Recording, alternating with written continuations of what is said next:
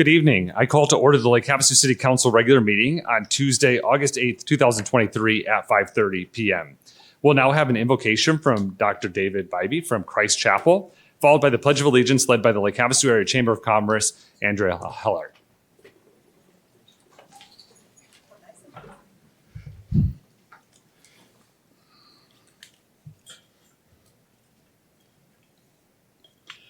First of all, I want to say I count it an honor to be here, and I see that they got the name changed to Christ Chapel. I'm so thankful for that. We did change our name. We were Community Presbyterian Church, but now it's Christ Chapel. And I do want to make one brief announcement.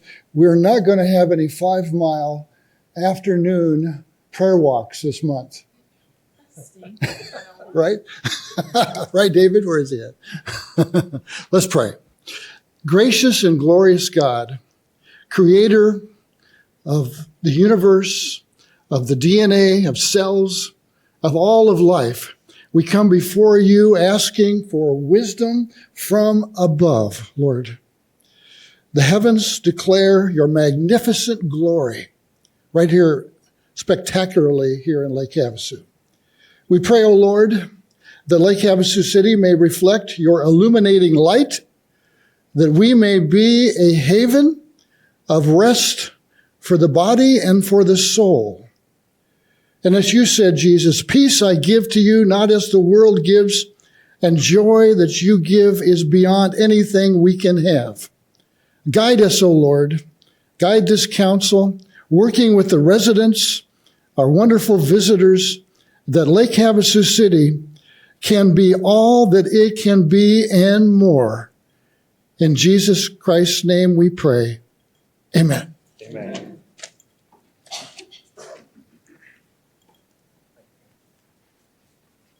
Please join me for the pledge. I pledge allegiance to the flag of the United States of America and to the republic for which it stands, one nation, under God, indivisible, with liberty and justice for all. Amen. Yeah, good evening. Thank you for being here. If you'd like to share a little bit about the Chamber of Commerce with us. Thank you. Good evening, Mr. Mayor, council members, and community members. I'm so excited to be addressing you on behalf of our local area, Lake Havasu Area Chamber of Commerce. Again, my name is Andrea Heller. I'm the new CEO of our local chamber, and I'm thrilled to be moving into this position to support our local businesses and to help become even more involved in supporting the success of our local economy and the industries that are working so hard to thrive in this beautiful community. For those who don't know me or my background, I'm a Lake Havasu native, and I'm proud to say that I was born here in Lake Havasu and grew up here in our community. Both sides of my family moved to this community in the 1960s and were pioneers of the community, working hard to make their ways business owners as well early on. I also attended high school here and have been a proud resident of our community for most of my adult life. I've spent most of my career in education for 20 years and supported myself locally in a second job in the hospitality industry as well through college. My husband and I thankfully moved back here in 2013 after he got out of the military, and we're thrilled to have opportunities coming back here to raise our children. I spent the last 7 years serving in our schools as an elementary principal and most recently as the communications and community outreach coordinator for our district. I also have a consulting business, and I'm also a business member here as a chamber member as well. So I'm excited for this new role. I was blessed to join the chamber this year, just a week ago, and was welcomed into the role as president and CEO of the chamber, an organization that actually helped me start my leadership journey through our leadership program so many years ago. I'm excited to say that I've been working along with Lisa Kruger and our chamber team, some of who are here tonight, since June, helping make the transition as smooth as possible for our chamber and the businesses we've served. We have been hard at work and currently are working on transitions for a new database, a new website, and many additional changes in our organization and infrastructure to help ensure that we're working efficiently and effectively as an organization. We also have many new and exciting changes on the horizon for our business members. Most recently, we hosted a town hall where we were able to get feedback from several building industry professionals on the ways we can serve and support them through the chamber. We will soon be launching a separate division or tier for the building industry to provide more focused areas of support that are guided by their needs. We hope to move forward with additional industries in the coming months to gain feedback from additional businesses and industry partners on ways that we can provide increasing value and support for all the businesses that wish to join the chamber. We are busy, but definitely very excited for all the new changes to come. We look forward to continuing to find new ways to serve our business communities for many years to come. And before I close out and conclude my update, I want to ensure that I can share the most heartfelt love and gratitude to our fearless leader, chamber leader for the past 21 years. Lisa Kruger has served this community for many years, and she has made a difference in so many lives, including mine. So I'd like to invite you all to help me give Lisa Kruger a little love from us all.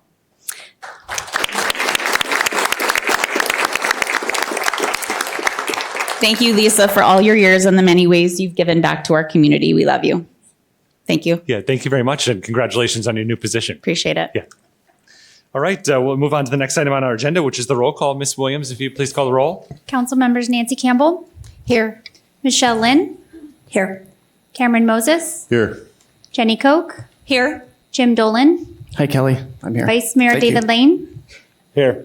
Mayor Kalshihi. Here. Thank you. Thank you. All right, the next item is our consent agenda. Item 5.6, we do need to remove. We're not prepared to have that in front of us this evening, but would any council members like to remove any of the other items for separate discussion?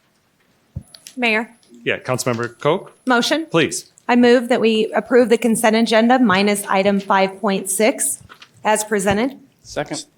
We have a motion from Councilmember Koch, a second from Councilmember Dolan. Is there any additional discussion? Seeing none, we're ready to vote.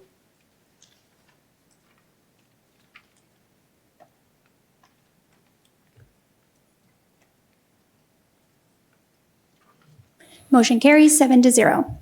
Thank you. Next item is item 6, which is correspondence, communications, petitions, announcements, and the city manager report. We'll start with item 6.1, which is to announce the vacancies on the Lake Havasu City boards, committees, and commissions. Ms. Williams. Mayor and City Council, there are several vacancies on Lake Havasu City boards, committees, and commissions. The following is a listing of those vacancies. Airport Advisory Board, 1 alternate pilot member. Board of Adjustment, 2 regular members and 2 alternate members. And the Parks and Recreation Advisory Board with 1 student member. Anyone interested can pick up a packet at City Hall, and they are also available on the city's website at lhcaz.gov. Thank you. Thank you. All right, before we move on to item 6.2, we do have Joelle Dickinson with us. She is the chairperson for the Chamber Foundation for Education and Leadership. She has a presentation that she's going to make before we turn it over to Mr. Knudsen.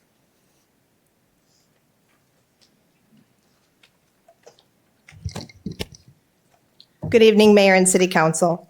My name is Joelle Dickinson, and I am the current chair of the Lake Havasu Chamber Foundation for Education and Leadership. The foundation was formed over 10 years ago to address business training and education opportunities for chamber members and the community, including the Leadership Lake Havasu program, which has now been in existence for 23 years. Each year, the foundation selects a recipient of the Wayland Leadership Award. In June, Austin Ruffner received that award. However, during the selection process, foundation board members discuss another outstanding supporter of Leadership Lake Havasu and other foundation programs, and the desire to recognize this person for their many years of support and contributions. The foundation then created a new award, the Distinguished Leadership Award.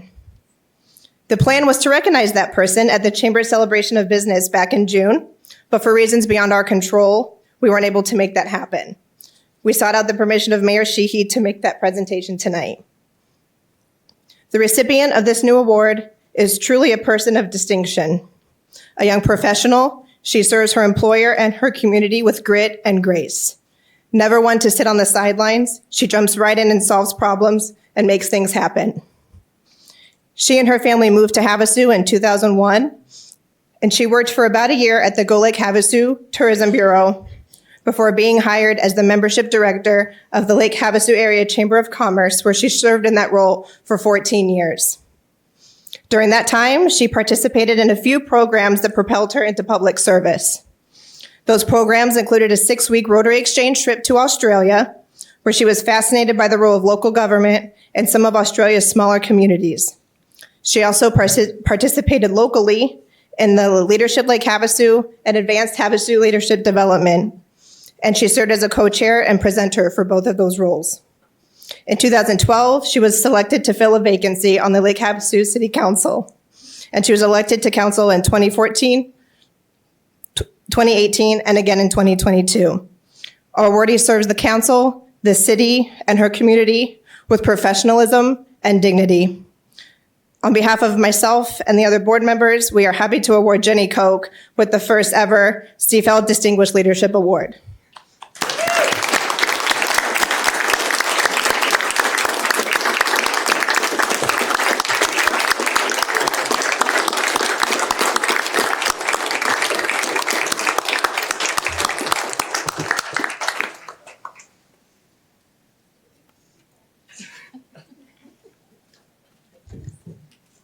Yeah, and if Councilmember Koch's family would like to make their way up to the dais, we'll take some photos.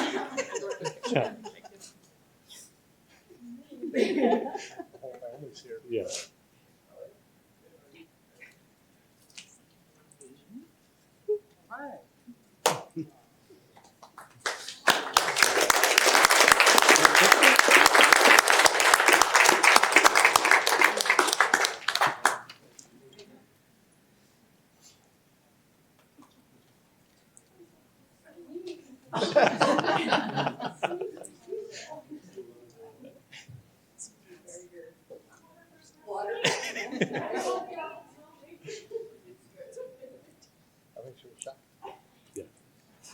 All right, here we'll come back this way. We'll take a photo. You guys face that way, and then we'll get out of Yeah, let's make her stand up there as long as possible.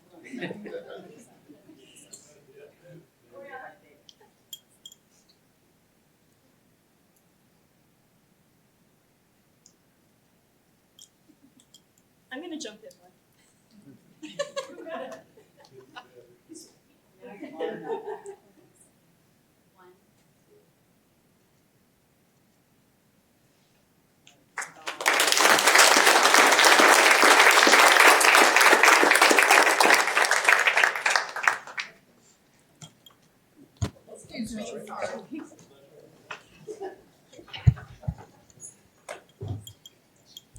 Kelly, did you cry when you got your award? All right, thank you, Ms. Dickinson, for the presentation, and congratulations, Councilmember Koch, very deserving. Now we'll move on to item 6.2. Good evening, Mr. Knutson. City Manager's report. Good evening, Mayor. Good evening, Council, and congratulations to Councilmember Koch. Well deserved. I'm pleased to announce the Government Finance Officers Association of the United States and Canada has awarded the Mr. Knutson, are you on mic? What's that? Okay. Okay. The GFOA has awarded the Certificate of Achievement for Excellence in Financial Reporting to Lake Havasu City for our annual comprehensive financial report for our last fiscal year. The report has been judged by an impartial panel to meet the high standards of the program, which includes demonstrating a constructive spirit of full disclosure to clearly communicate its financial story and motivate potential users and user groups to read the report. The Certificate of Achievement is the highest form of recognition in the area of governmental accounting and financial reporting, and its attainment represents a significant accomplishment by government and its management. I'd like to congratulate Jill Olson and her team in Administrative Services for your excellence in financial reporting. This is and continues to be a significant accomplishment. Those that are interested in reading this report can do so by visiting our website at lhcaz.gov. Again, Ms. Olson, congratulations. Well, school is back in session, so a reminder for everybody to please be alert for students headed to and from school. Speed limits are reduced in all school zones, as we all know, and officers will watch to ensure the community's safety. Please avoid distractions while driving, especially when entering a school zone. You can expect delays during school hours at these locations. As a reminder, motorists are required to stop if anyone is present anywhere within a school crosswalk. And when meeting or approaching a school bus that has been stopped on a roadway with flashing or red lights, obviously that vehicle driver must come to a complete stop before reaching the bus and stand still. Do not proceed until the school bus resumes motion or that signal stops flashing red or is no longer displayed. Thank you for your help and keeping our community and our kids safe. And finally, an announcement for those that are interested. There is another free swim event at the Aquatic Center It's open for the first 400 swimmers, and that's going to take place this Saturday, August 12th, and that's from noon to 4 p.m. This sponsorship this time, we thank and we're grateful for Allo Communications for sponsoring this event again on Saturday from noon to 4 p.m. You don't want to miss it. There will be lots of games. There will be food, and there will be drinks as well. With that, Mayor and Council, that concludes my report. Thank you, Mr. Knudsen. All right, we'll move on to item 7, which is our public hearings. During each of our public hearings, we'll have a report, then we'll open up the public hearing to hear citizen input on the item that we're talking about. You'll just make your way to the podium, state your name for the record. There is a light indicator box next to Ms. Williams. Green means you have time. Yellow means that you have 1 minute remaining in your time, and red means that your time is up during that. After our public hearings on item 7, we will have a call to the public, and that's an opportunity where citizens have to address the city council on items within the jurisdiction of Lake Havasu City, but we can't have a two-way conversation at that point. We can during the public hearing. So if you are here for one of the agenda items, please talk during that period. We'll start with item 7.1, which is a Series 12 liquor license for the Foundry at 210 Swanson Avenue. Ms. Williams. Mayor and City Council, April Cali has applied for a Series 12 restaurant liquor license for Foundry located at 210 Swanson Avenue. All posting requirements have been met, all fees have been paid, and no objections were received. The location is properly zoned for a Series 12 restaurant liquor license. I'm happy to answer any questions, and the applicant was also invited to attend tonight's meeting to answer any questions from the council. Thank you. Do any members of the council have any questions for Ms. Williams or the applicant? All right, this is a public hearing. Would anyone like to address the city council on this item? Seeing none, we'll close the public hearing and bring it back to council for discussion or possible motion. Mayor? Councilmember Moses? Yeah, I move to recommend that the Arizona Department of Liquor Licenses and Control approve a Series number 12 restaurant liquor license for Foundry, 210 Swanson Avenue. Second. We have a motion from Councilmember Moses and a second from Councilmember Dolan. Is there any additional discussion? Seeing none, we're ready to vote.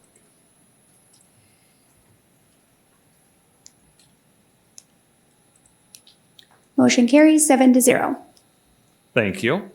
Item 7.2 is adopt resolution number 23-3697, approving the submission of a proposal to the Bureau of Reclamation for the Lower Colorado River Basin Conservation and Efficiency Program to fund a new water treatment plant and improvements to the existing water treatment plant, and authorizing execution of necessary documents and implementation of the activities funded. Ms. Sari. Good evening, Council. So this funding opportunity is from the U.S. Department of Interior Bureau of Reclamation, Lower Colorado River Basin System Conservation Efficiency Program. This was for $4 billion specifically for water management and conservation efforts in the Colorado River Basin and other basins experiencing comparable levels of long-term drought. As you can see, the program objectives is to provide new opportunities for long-term durable system efficiency improvements that result in water conservation, benefiting the Lower Colorado River systems and its water users. This funding opportunity was previously available, and the City Council had submitted a proposal, or the city had submitted a proposal to the Bucket 1 funding, and this is now the Bucket 2 funding that's available. Lake Havasu City was one of the communities asked to give feedback to the Bureau of Reclamation on what our community projects could potentially propose for this funding opportunity since it's opened. Proposals for this opportunity are due on August 18th, 2023. With this, the project that Lake Havasu is that we're proposing to go forward with is to build a new water treatment plant and make improvements to the existing water treatment plant to improve the quality and reliability of potable and reclaimed water in central locations. So the city owns and operates the 24 million gallon per day capacity water treatment plant that is supplied through a horizontal collector well that extracts riverbank filtered surface water from Lake Havasu. In 2017, the city pursued and won a $35,000 Water Infrastructure Finance Authority of Arizona, or WIFA, planning and technical assistant grants, which resulted in the city completing the 2019 Water Treatment Augmentation Feasibility Study to evaluate treatment alternatives to optimize the process in reducing organics and total dissolved solids in the city drinking water supply. In addition, a review of city total dissolved solids data from city wastewater treatment plants show an increase in the salinity of treatment wastewater 2 to 3 times higher than municipal treated water. So for decades, residential and commercial water softeners and reverse osmosis systems have been in use to further treat the municipal supply. These end user steps provided better water quality, but the expense of water waste estimated to be greater than 150 acre feet per year. Water softening equipment produces high amounts of salts, degrading the quality of the treated wastewater, and ends up being deposited into the sewer system, river, and the local aquifer. Salt loading on the river is a significant concern to all entities taking Colorado River water. The second water treatment plant would also provide the city with a reliable backup water supply. If a mechanical failure at the only city-owned well facility occurred, we would have widespread rationing and even outages for periods of several weeks. So the community impact for this grant application, with the water shortages, we're really working to maximize our water use efficiency. So this would be reduce the amount of wasted water from water softeners, reverse osmosis systems, draining and filling pools within the community, and then also those total dissolved solids and salinity of water. So estimated savings for all of those things there would be a result of 800 acre feet per year in water. And we will be requesting $290 million for the two projects. So that's 7.2. Excellent. Yeah, thank you, Ms. Sari. Are there any questions from members of the council for Ms. Sari on this grant application? All right, this is a public hearing. Would anyone like to address the city council on this matter? Hi, Bonnie Toy. Question. She just said that if our city doesn't do this project, that we would be at risk of water shortages if the system we have now failed, and that we need the money to prevent that from happening. So what happens if the federal government decides not to give you that money and you still need the money? What will you be doing then? Is that your question, Mr. Yes. Okay. What will you be doing Yeah, so then? this is a funding opportunity that came available that is helping to reduce the use of water as an added benefit is it builds redundancy. We've been working for several years to build redundancy in our water and wastewater systems. And so Ms. Sari in her presentation indicated that as an added benefit, it will give us that redundancy that we would need. But we do have systems and protocols in place should one of our equipment have a failure. This would just add additional redundancy to that system to allow that. But she did just say that if the system failed, we would be out of water for weeks. That could be a potential. Yeah, that's a whole system. It could be a potential outcome. But if this was not awarded by the federal government in the grant, we would look for other alternatives to further cement the redundancy that we have. But we have redundancy built into our systems. Okay, thank you. Thank you. It comes. Okay. Would anyone else like to address the council during the public hearing? Seeing none, we'll close the public hearing, bring it back to council. Vice Mayor Lane? Thank you, Mr. Mayor. And I just wanted to reiterate, thank you for finding this grant. I mean, this is awesome. The way I understand it, correct me if I'm wrong, if we are successful and we're able to do this, everybody that has a soft water system and an RO system in their house will no longer need that. Like, sort of? Yeah. That is potential. We're really focusing on increasing the quality of the water. And if we are awarded, and I just want to clarify, we are putting together a project proposal, and then we'll be invited back to apply for the full grant.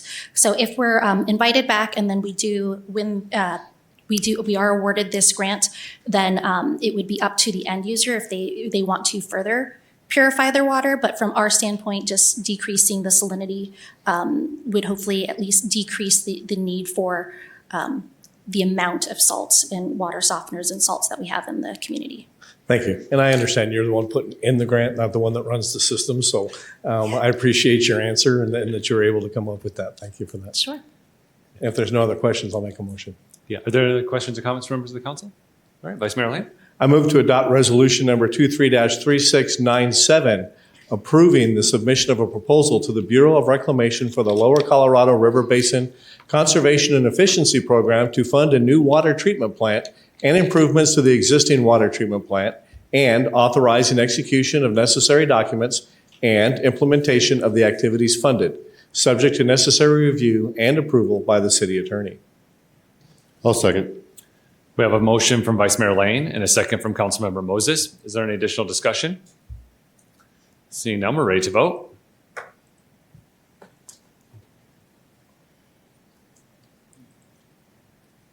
Motion carries 7-0. Thank you. Item 7.3 is adopt resolution number 23-3698, ratifying the submission of a grant application to the Water Infrastructure Finance Authority of Arizona to fund programs for water conservation, smart water meter upgrades, and water main replacement, and authorizing execution of necessary documents and implementation of the activities funded by the grant. Ms. Sari. Sure. So WIFA has released a water conservation grant fund for fiscal year 2024 from the ARPA dollars. The initial funding for this grant program equaled $200 million. And has been a phased funding opportunity. WIFA just closed out phase 3 and are estimating that there will be a phase 4 and phase 5. Submissions can include conservation projects up to $250,000 and conservation programs up to $3 million.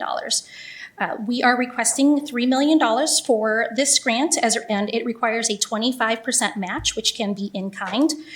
This would make these grant applications a total of $3,750,000. However, we estimate that of that 25%, the $750,000, 15 to 16% will be for in-kind project management by city staff. So that would include salaries, benefits, et cetera. And that would leave about $325,000 the city would provide. Monies from other sources can satisfy this match requirement, and all funds must be allocated by December of 2026.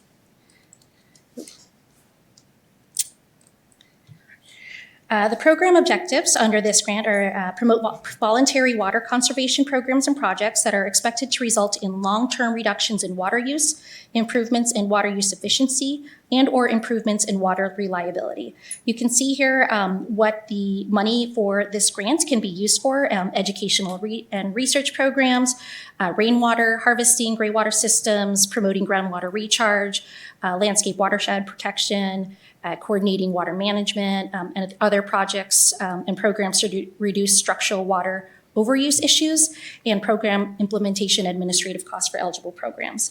So the Grants Division has worked with the City Manager's Department, Public Works Department, and Parks and Recreation Department to review our water conservation plan, which is available on our city website, and see what potential programs we can fit into these parameters. So we have submitted a total of 3, or will be submitting a total of 3 projects to this grant. Our first one is the Lake Havasu City Water Conservation Program. This actually resulted from a local community member reaching out and telling us how they would like to conserve water through xeriscaping and getting rid of turf. However, from the homeowner's point of view, it was very challenging to have this fund. So she brought this to our attention that it would be used. And so we did a little research. And since it was in the plan, we decided this would be good to move forward. So if awarded, the city will implement a phased approach to this water conservation plan. Replacing turf in city parks will help develop green infrastructure and native plant settings throughout the city. We would begin with the city's procurement process to place turf on city-owned areas. So depending on the bids and the cost, potential locations could be the Island Football Field, Cypress Park, and the dog park at Sarah Park. Phase 2 was selected because multi-family properties and HOAs in Lake Havasu City are largely the only sector in the community besides schools and parks that have turf irrigation. So although multifamily properties only constitute 8.2% of Lake Havasu City's consumption use, a few HOAs have consistently been in the top 3 largest water users in the entire city due to over-irrigating their turf. So offering rebates and incentives will help convert these turfs at these sites to xeriscape, and in turn decrease the amount of water used for non-functional turf.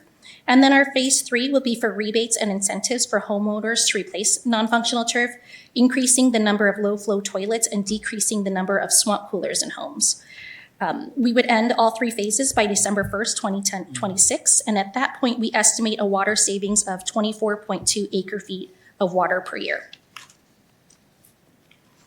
Thank you. Are there any questions from members of the council for Ms. Sari on this item? All right, this is a public hearing. Would anyone like to address the city council on this item? Seeing none, we'll close the public hearing and bring it back to council for discussion or possible motion. Sorry, Yeah, Ms. Mayor Sheehy, under this motion, we're actually proposing the other, two other proposals or grant applications, so I'd like to review those two as well. Oh, please, yes. Thank you. So our second proposal is the Smart Water Meter Upgrade Program, which would install approximately 3,000 smart water meters in Lake Havasu City. So part of our data is in 2016, a water research study of residential water use estimate that 12% of residential water is lost to leaks. And so a study was done that showed that if we installed smart water meters and the homeowners created an online account that would alert them to leaks, there would be a 17% reduction in the duration of leaks versus the comparison group. So you would save approximately 4 days of water by having this app and a smart water meter. And you'll see an in-depth presentation on smart water meters today, but there are almost 30,000 conventional water meters in Lake Havasu City, all of which need to be manually read and submitted to the city's financial department. The current timing between the water meters and the customer receiving the bill is between 3 and 4 weeks. Unless each customer tracks their own water meter reading, that time delay does not let the customer quickly correct their situation if they have an undetected leak or are overusing water. Based on our most recent data, smart water meters will cost approximately $1,000, to install. So based on the $3 million grant, the city can install 3,000 smart water meters. Currently, we have some remote water meters, but not smart water meters. And we estimate the savings of implementing this would be 15.17 acre feet of water per year. And then moving on to program proposal number 3 is the Water Infrastructure Main Replacement Program, replacing approximately 5 miles of pipe. This year, the Water Division had 62 main leaks, which gave us an estimated 27,000 gallons of water lost. We've had 157 service leaks. Average water loss is estimated to be 13,000 gallons from these. The average cost to repair a main leak is between $10,000 and $15,000, including any street repair. And some repairs have been in excess of $30,000 when the street is lifted up a significant distance from the leak. These costs do not include any claims against the cities for these leaks. And so replacing the worst miles of pipe could reduce the amount of wasted water by 25%, which is 1.3 acre feet of water per year.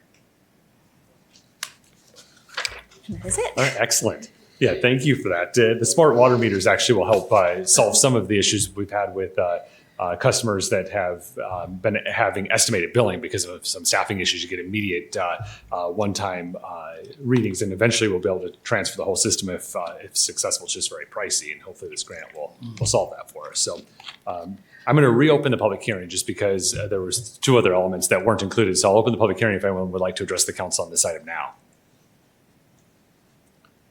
All right, seeing none, we'll close the public hearing, bring it back to council for discussion or possible motion.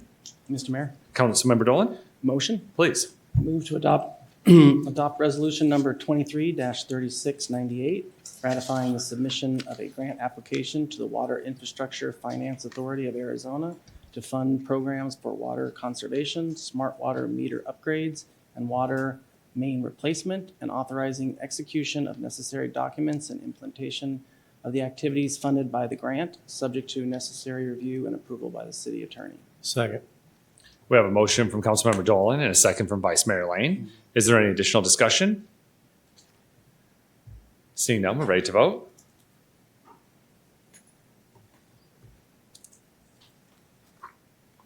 Motion carries 7-0. Thank you. All right, we'll move on to item 7.4 is adopt ordinance number 23-1312, repealing and replacing City Code Chapter 9.26 Cabaret with Chapter 9.26 Sexually Orientated Businesses. Ms. Gary?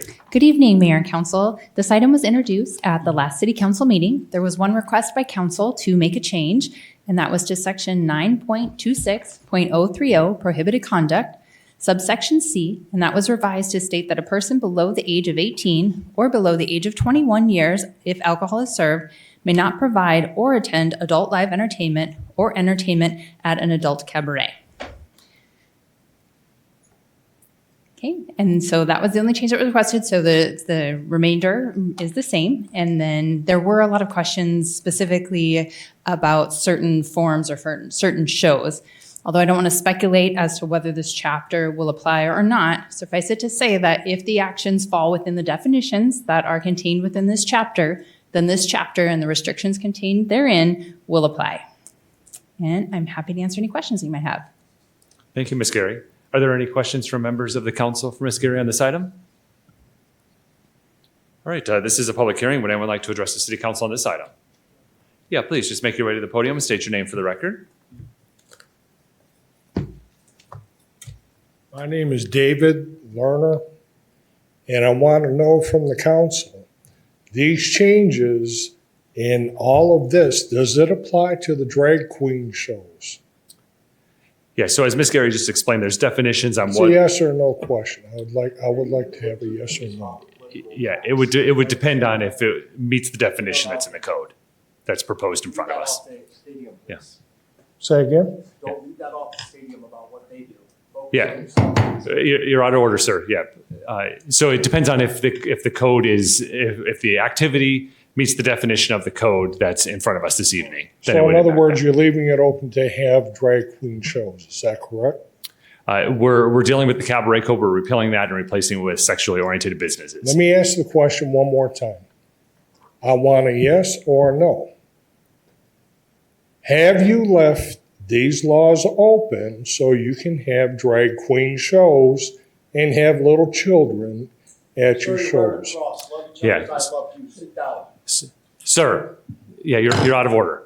Yes. If it meets the definitions, Mr. Lerner, that is when that will come into place. So it is not a yes or no question. If it meets the definition of whatever activity is here. It is. We the people.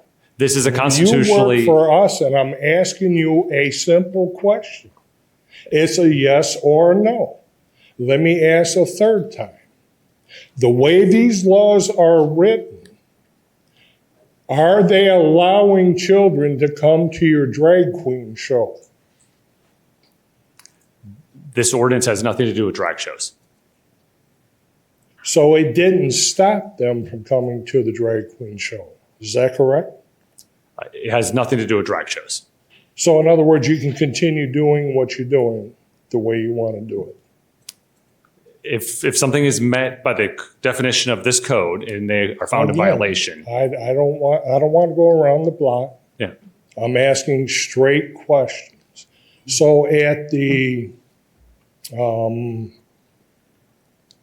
hotel that you own the convention center for, will you be able to have a drag queen show there and have children attend your drag queen show? Yeah, so I don't own the resort, but this has nothing to do with drag shows. Absolutely nothing to do with drag shows. Okay, that's not the question. Sir, Let me ask we're done you here. one So do you more have any time. other points you'd like to make? You're avoiding answering the question. It's very The clear this has question nothing to do with is, drag shows. Are you allowing children to come to drag queen shows? This item Yes or no? This item has nothing You to do don't with drag have to shows. answer. I'm sorry, sir, but you're outside the jurisdiction of this item. And so you can continue to ask, but they don't have to answer. Thank you. Thank you. Would anyone else like to address the city council on this item? Yeah, sorry. Hi, Bonnie. Joy.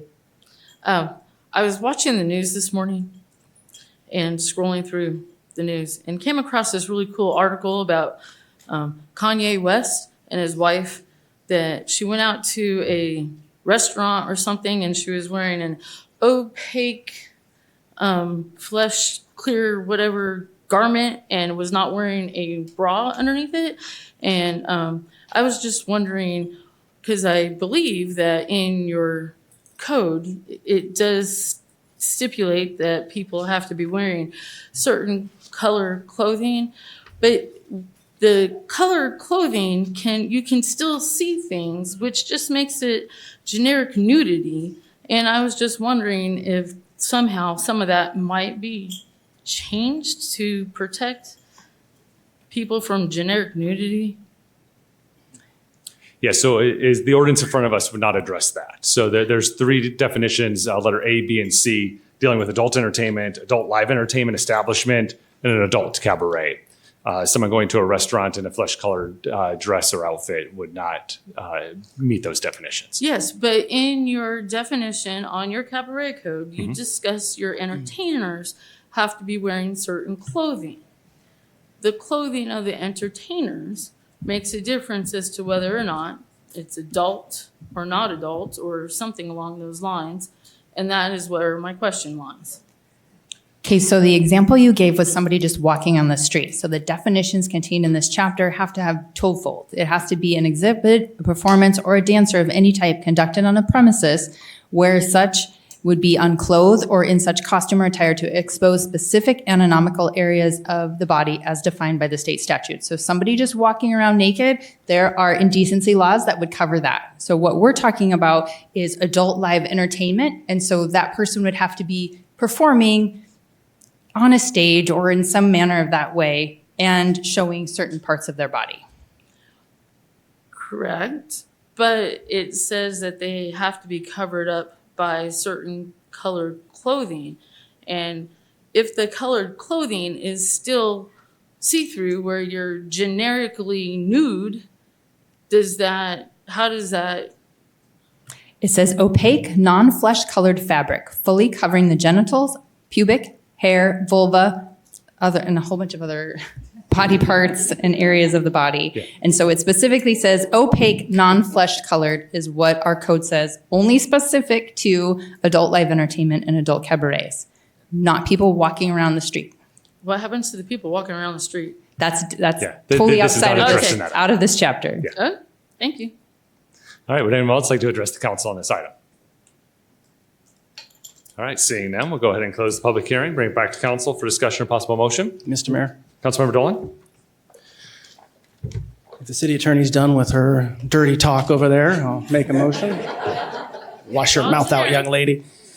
I move to adopt ordinance number 23-1312, repealing and replacing City Code Chapter 9.26 cabarets with Chapter 9-26 sexually oriented businesses. Second. We have a motion from Councilmember Dolan and a second from Councilmember Moses. Is there any additional discussion? Hearing none, we're ready to vote.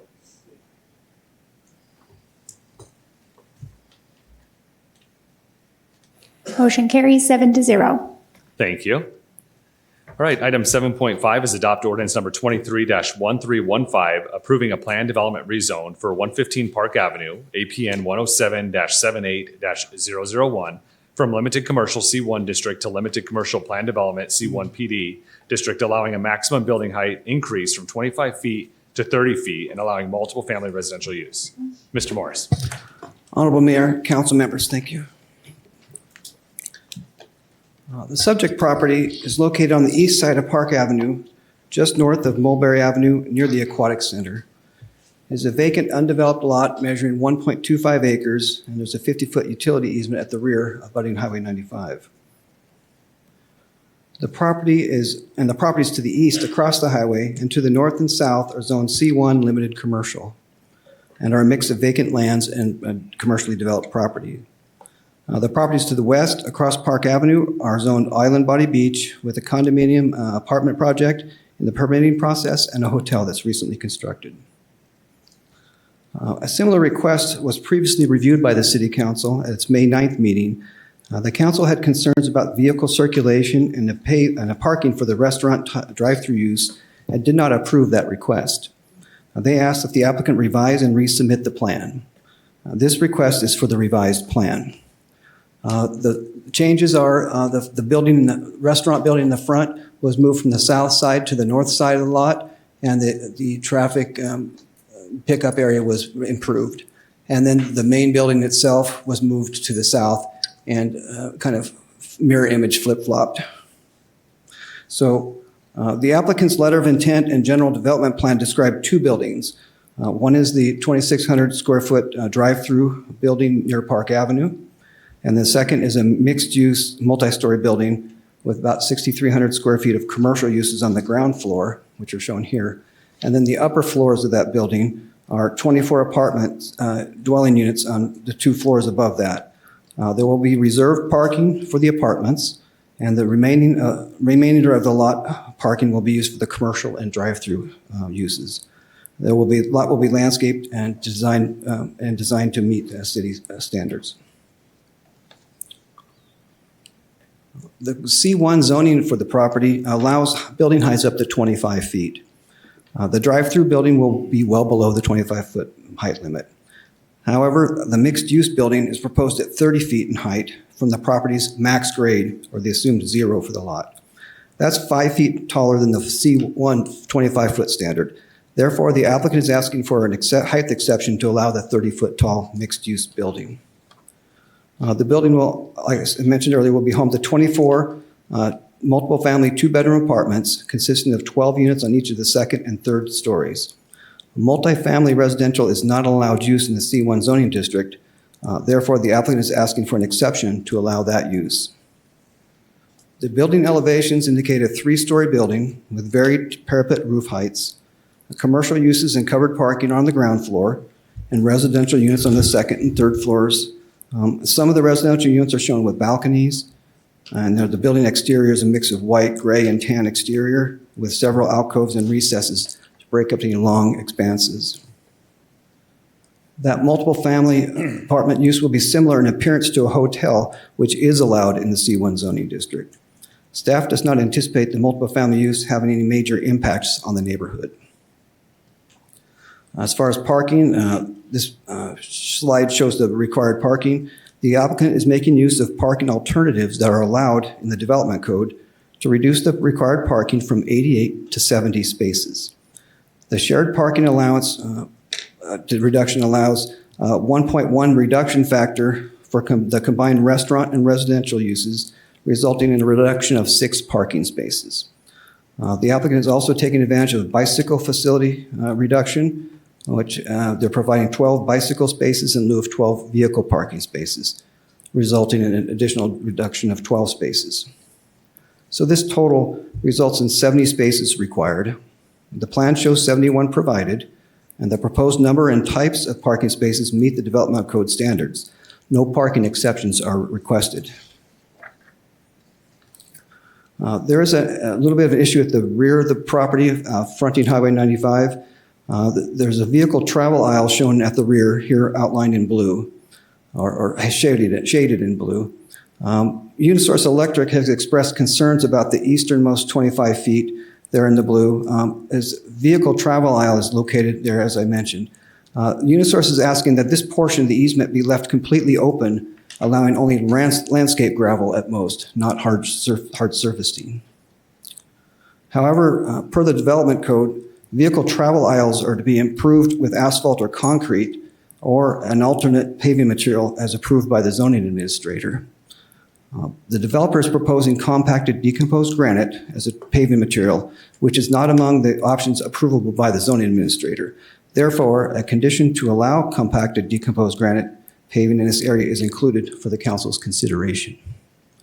Given the situation, staff is comfortable with the proposed alternative paving. The owner would prefer standard paving here and is working with Unisource to explore potential options to allow standard paving instead of the decomposed granite. I'm clear that this is the Unisource's request. Landscaping and signage are shown on the plan.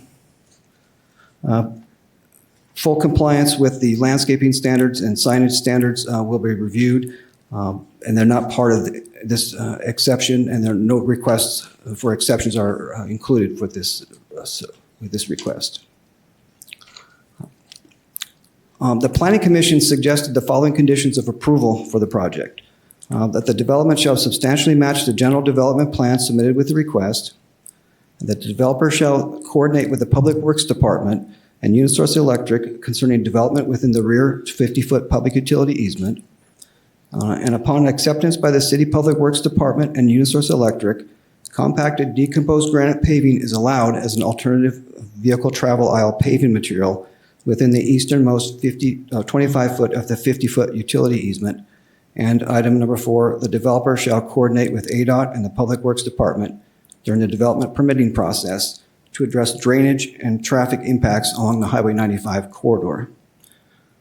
Building permits, design review, and compliance with all other aspects of the building and development codes including off-site improvements such as street paving, curb, gutter, and sidewalks, will be required prior to development of the property. The Planning Commission heard this item and recommended approval by a vote of 6-1. That concludes staff's presentation. Open any questions you may have, and the owner's representative is also in the audience. Thank you. Thank you. Are there questions of Mr. Morris or the applicant from members of the council? Mr. Mayor? Yeah, Councilmember Lynn? Yes, I have a few questions. I think this is a lot of activity on this piece of property, and I have driven down there numerous times. I think one of the biggest issues I have, if you can go back to the slide, keep going. I wish this was flipped, but where you have can you flip this or no? No. Okay, so where it says proposed building and where the restaurant's gonna be? Okay. Okay, that is actually in front of that Park Avenue, correct? Park Avenue is on the left side of this slide, yes. So I'm happy to see that they changed it, but here's my concern. I have a restaurant. You have food vending trucks. You have grease trucks. You have all of these trucks that are coming in to these type of restaurants. Where are they coming in? Where are they unloading? There's no place for them to do that without taking up. I don't even know how they would even park in the back, because then you're closing off any entrance into the building in the back. Not to mention, I don't know what commercial buildings are under there and what kind of vending trucks would be coming in there to deliver their products too. So the only way that they could actually probably park their trucks, these big semi trucks, would be on Park Avenue in the medium to be able to walk across and bring the products in. I don't see any other way for them to do it. Maybe they can come and park in the parking lot over there, but then your cars can't get in and out. There's not enough room for the activity of having a restaurant in that area. There just is not, without backing up traffic on Park Avenue or causing parking issues or driving issues into the complex. So that's a super big concern. It's just way too congested in that area for that kind of activity. Vice Mayor Lane? Thank you. Thank you, Mr. Morris. Is the applicant here? The Or a applicant's representative of the representative is- applicant, if they could step forward?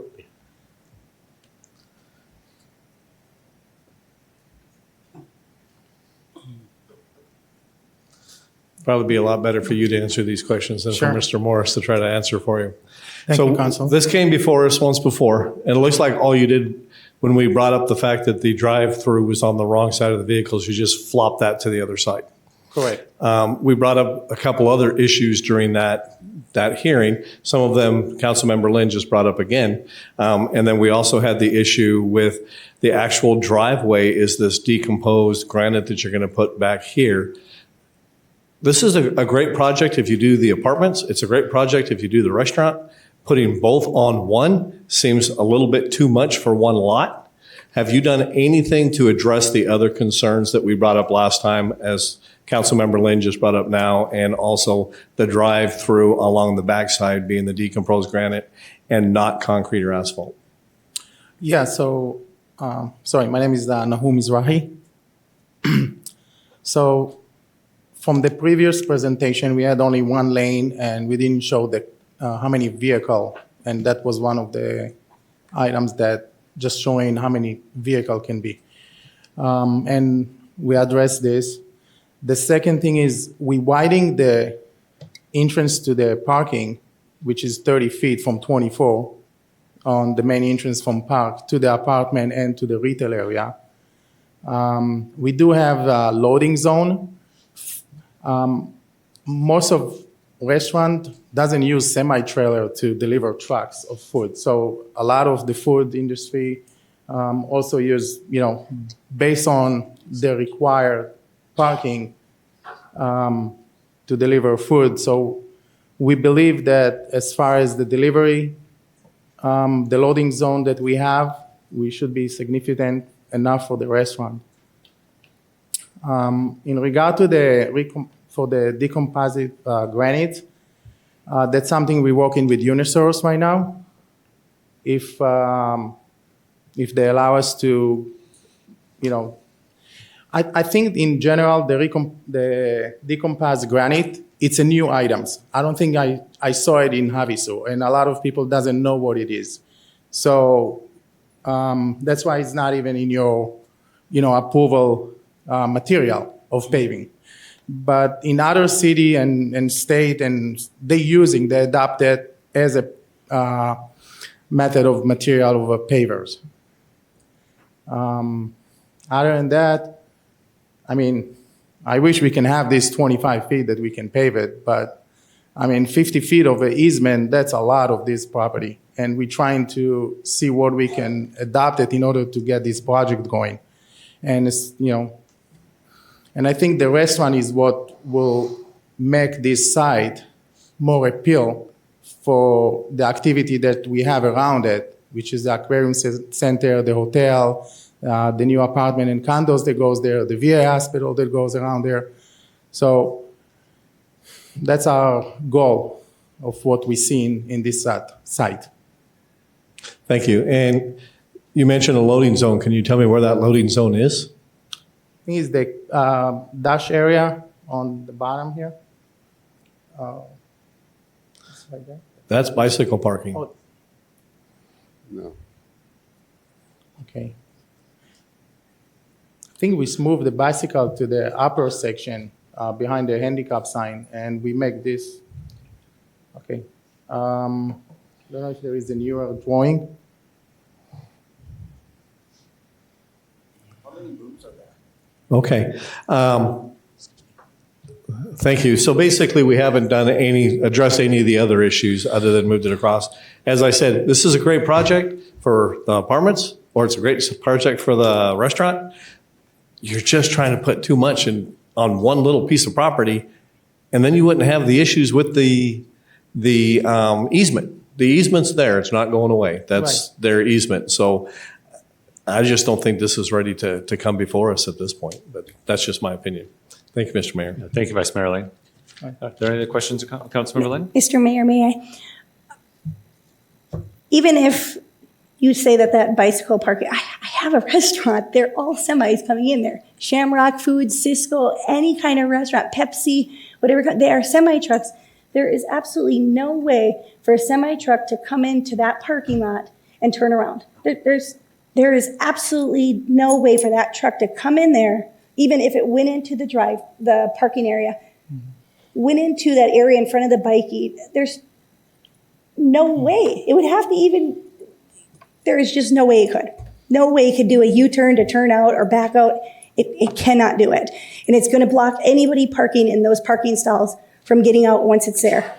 And they have to take their big trucks, the semi-trucks, and pull out the big gate to bring all the products. So they would have to back in even to do it, walk across this area where you have like the trash enclosure, come across to go into the building. There's no way that product could get into that store. Absolutely no way. I mean, if they could, but you're blocking a lot of traffic and holding up a lot. And those vending trucks, you have no idea when they come. They could be coming at midnight. They could be coming at 6 a.m. You have no control when they're showing up. So like I said, I agree with Vice Mayor Lane. One project or the other project, but two, you cannot put that restaurant there. The restaurant would have to go in the back to give you enough room to be able to have the activity there. Thank you. Mr. Mayor. Yeah, Councilmember Dolan. I agree with Councilmember Lind on this. I don't see, I used to drive semi trucks and I don't see how you can even get in there and make any of those corners. And then you factor in, you got access gates on each side so they can't even drive around the building. I just did a quick look on Google Maps, Arby's, McDonald's, when they're full, they can do about 12. So you are, at that point, even just pushing into that line. So even if anybody comes in, even the trash truck trying to come in, he's going to have to come in through I'm assuming, through the parking area, then go that way and somehow back all the way back down just to get out of there. Like I said, I agree with Councilmember Lane on this too. I like the idea. I like the building. And to be honest, with the fast food, not knowing what it is, I mean, if we were talking about certain fast food restaurants in this town, they're not that busy. But if you put like an In-N-Out or one of those where they loop around, I think, so like I said, to me, I get nervous on which fast food is going to go in there because I don't see how that, just the traffic going around the building, parking all the way over there. And like I said, Coke and Pepsi are both semi-trucks, US Foods, pretty much everybody that comes in is a semi-truck. And I think they're gonna have to literally stop on Park Avenue to unload. So that's definitely a concern I have as well, so. Thank you. Mayor? Yeah, Councilmember Campbell? My concern is on Park Avenue as well. I went there and they have a lot of services, electric and services very close. So it's going to be very difficult to even widen that road to allow, because the best location probably to park those semis would be right on Park Avenue. But that Park Avenue road is way too narrow for that, and I don't see it widening. That's concerning. And the other that I see, the only other problem that I really see too is the fire trucks or an emergency personnel getting in and out of there.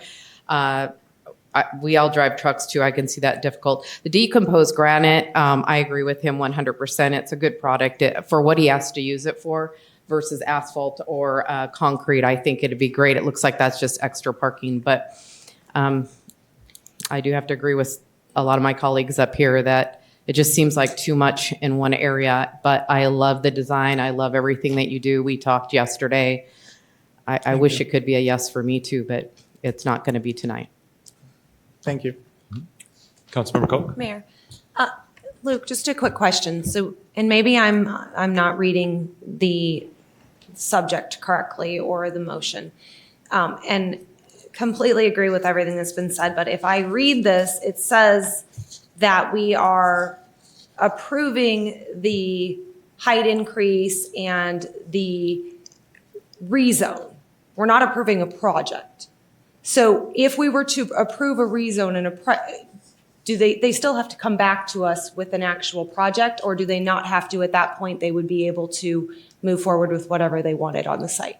Thank you for the question. This is the approval of the zoning. So they're coming to you as a planned development to ask for an exception to the height and for the use of the apartments as opposed to a hotel. Because of the utility company asking for the decomposed granite at the back. If this was not, if they were not asking for additional height, and if they were not asking for a use that's normally not allowed, they wouldn't have to come before the council because they could do it within the existing development standards. If this gets approved, they'll still have to go through the development process. That is a review for design review, building permit process, all those fire department review. It would all be reviewed as far as the development like any other project. So typically, the city council doesn't get involved with the design of a layout of a project, a development like this. It's usually kept with the architects and the engineers and working on the site. When we're doing something like this is a conceptual development plan. So what is going to be built here may not be exactly like this. There may be some things that are tweaked here and there because of when it goes through the review process, things sometimes change. But as far as your question, as I understand it, yes, this will go through other design review processes for building, fire, and zoning code development code standards.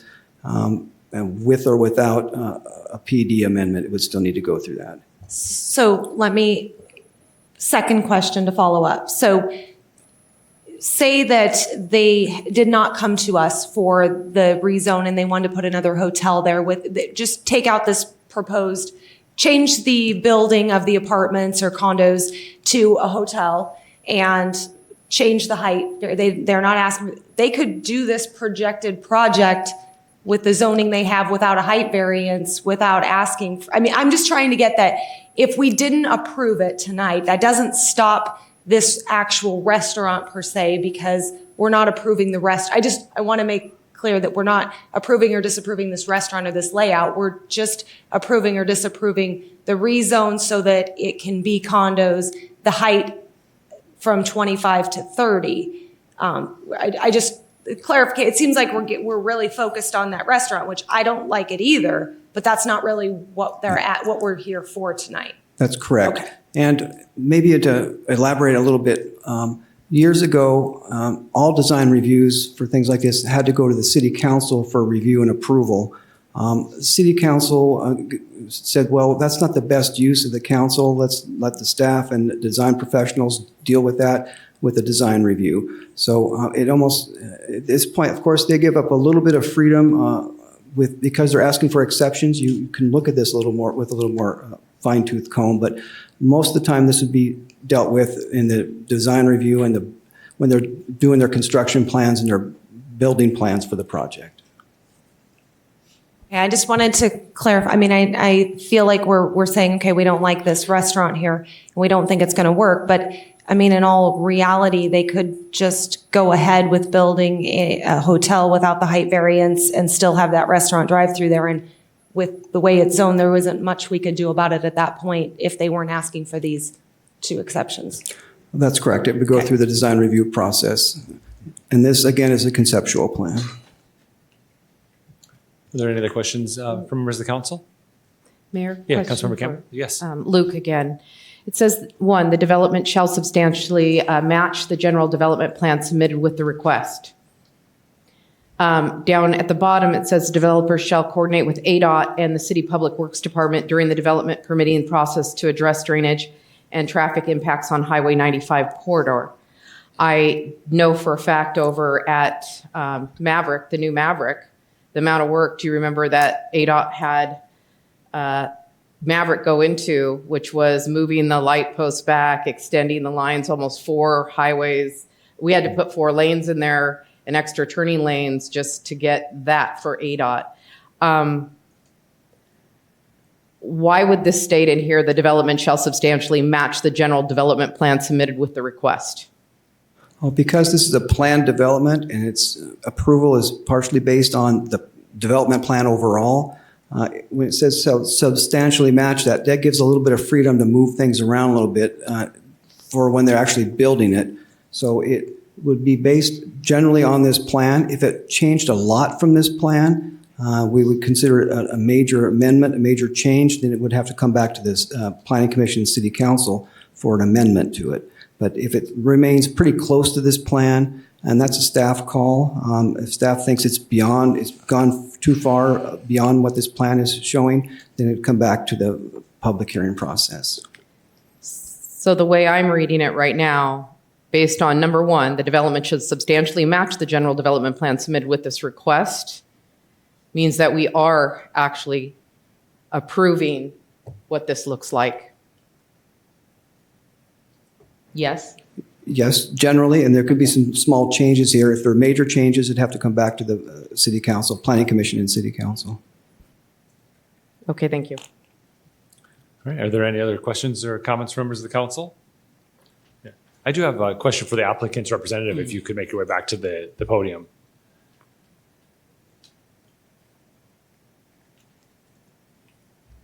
First question is just tell us a little bit about yourself. What gets you into this business? Is this what you do? Well, come as a visitor from LA for the last 15 years here and got in love in the city and moved here 2 years ago.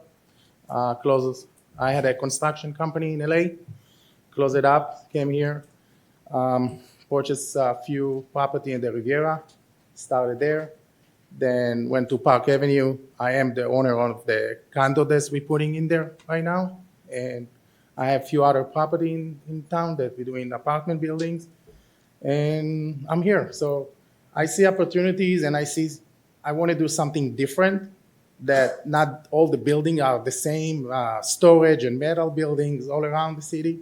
I think that the mixed use has a different face to it. And that's why I'm here. You know, I just want to do something that is different. You know, even at the Riviera, what I'm building there, it's different. It's a 4-story big houses, and the construction is different. And don't do standard. I have a vision, so I see it as a vision, and that's what I am. Yeah, thank you. And then the 24 units, they are apartments, so there will be monthly rentals? Yes, they are going to be rental. Okay. Yes. And can your vision be achieved without 5 feet variance and using the easement in the back? Well, in the end of the day, it's also how much you invest in it and how much you can gain from it. So it doesn't make sense to put whatever the cost is to build it and the revenue, it's not there. So in order to make it work, we need to have those amount of unit of rental, because the retail that is on the bottom, it's not going to be that much of a revenue to us, because we don't know who's going to go there. If it's going to be as a offices, it's going to be a dental, it's going to be a liquor store, or wherever goes there based on the zoning to do there. And the reason we pushed the restaurant and the reason for the drive-through restaurant is, I think that we kind of unlock some of the revenue to our property by having a franchise coming in, and will cover some of the expenses that if some of the retail and the apartment not going to bring in. So as far as also affordable, so our goal is apartment can be rent here between $1,000 to $3,000 a month. The most that we're going to get as a revenue, we can have opportunity to get those apartments as a lower cost. Now, affordable, there is no price for it. Could be as a $500 a month, $1,000 a month. It all depends what we gain as far as the revenue and what's the cost to do it. So that's why we try to compose as much as we can on the property to justify the investment for it. And on another project that we're doing, we're putting 26 units, but those going to be like $1,200 a month, because it's going to be like a low construction area, and we can have some people in there. So as I understand it, you're going to be the end user. So you're going to be dealing with the headaches of not enough parking and the issues from the residents and Yes. the commercial users. Right. Okay. And we do, as I said, we own the property across the street for the condos, the apartments. So we're always there. Yeah, no, my sentiment is it's a lot on a little piece of land, and it's correct. And that is a bit of a challenge. You know, like Havasu residents really love great drive-throughs, and they like to plug it up and plug our roads up, and that's our challenge here. Is it looks like your queue line has 12 to 14 cars. That might not be enough for depending on the brand that is successful in this location. So when we start to look on this project, we try to see some marketing, and we got a letter of intent from a big franchise company, and they sent us the drawings and whatever they want. I mean, how the square footage. So definitely was the 2-lane for the drive-through, but the restaurant was 1,600 square feet to 1,800 square feet. We're going to 26 because we really don't know who's going to be there. So if we decide to go with a client that we already have a letter of intent, the restaurant will be only between 1,600 to 1,800 square feet. So that means that everything will be reduced as far as the building. We're going to have more parking and more of this. We just want to go to the extreme to see what's the max of a franchise, because if you go to McDonald's, they require 2,500 square feet. But if that's going to be just, let's say, Chick-fil-A. You didn't say the word. Whatever. I can't even say it. Sorry. You know, but they require about 15, 16. Most of the restaurants, Starbucks and all this, they don't even want any more big places. They're running most of their restaurant as a drive-through. Mm-hmm. So we do have the 2,600 square feet building in there, but I don't think that's going to happen. I think the max will be about 1,800 square feet. Yeah. That will leave us enough space to do some other stuff. Yeah, so I think that's the challenge I'm hearing from my colleagues on council is that you're pushing the gas pedal all the way to the bottom, and we asked you to pull it up a little bit, and that doesn't happen. So we can meet in the middle somewhere, and and I understand the concern, mm-hmm. and thanks for bring up the zoning and what we're asking. If we can go ahead with this, get kind of an agreement that we okay for the height and the zoning, and revising some of their traffics of the restaurant or reducing it and having more loading zone for a semi or something as a pending approval something we can work out. I have no problem to come back here every week with drawing, Yeah. You just want to do it. Yeah, very good. I have a question maybe for Mr. Morris. So as we're looking at this depiction on all of our screens now, the very first driveway at the very top left of this is the exit of the drive-through, as I understand it. The second driveway, that is only 2 lanes of inbound drive-through traffic. Now, the third driveway would be everyone that wants to go to the interior of the restaurant, the retail, and to the living spaces. All would do this one driveway, which you increase from 24 feet to 30 feet. It is 30 right now. 30 wide. Okay. Yes. That's Yes. okay. Although this one lane, the 2 lanes drive-through, it theoretically could turn off when it got a little farther to the east here. Yeah, that's when you want to get out of the drive-through lane when it's taking too long. But you can get out that lane. Yeah. Yeah. All right, very good. I think those are my questions for the applicant. I don't know if any other members of the council have it before we open the public hearing. Mr. Mayor. Yeah, we'll start with Councilmember Campbell and we'll come to Councilmember Dolan.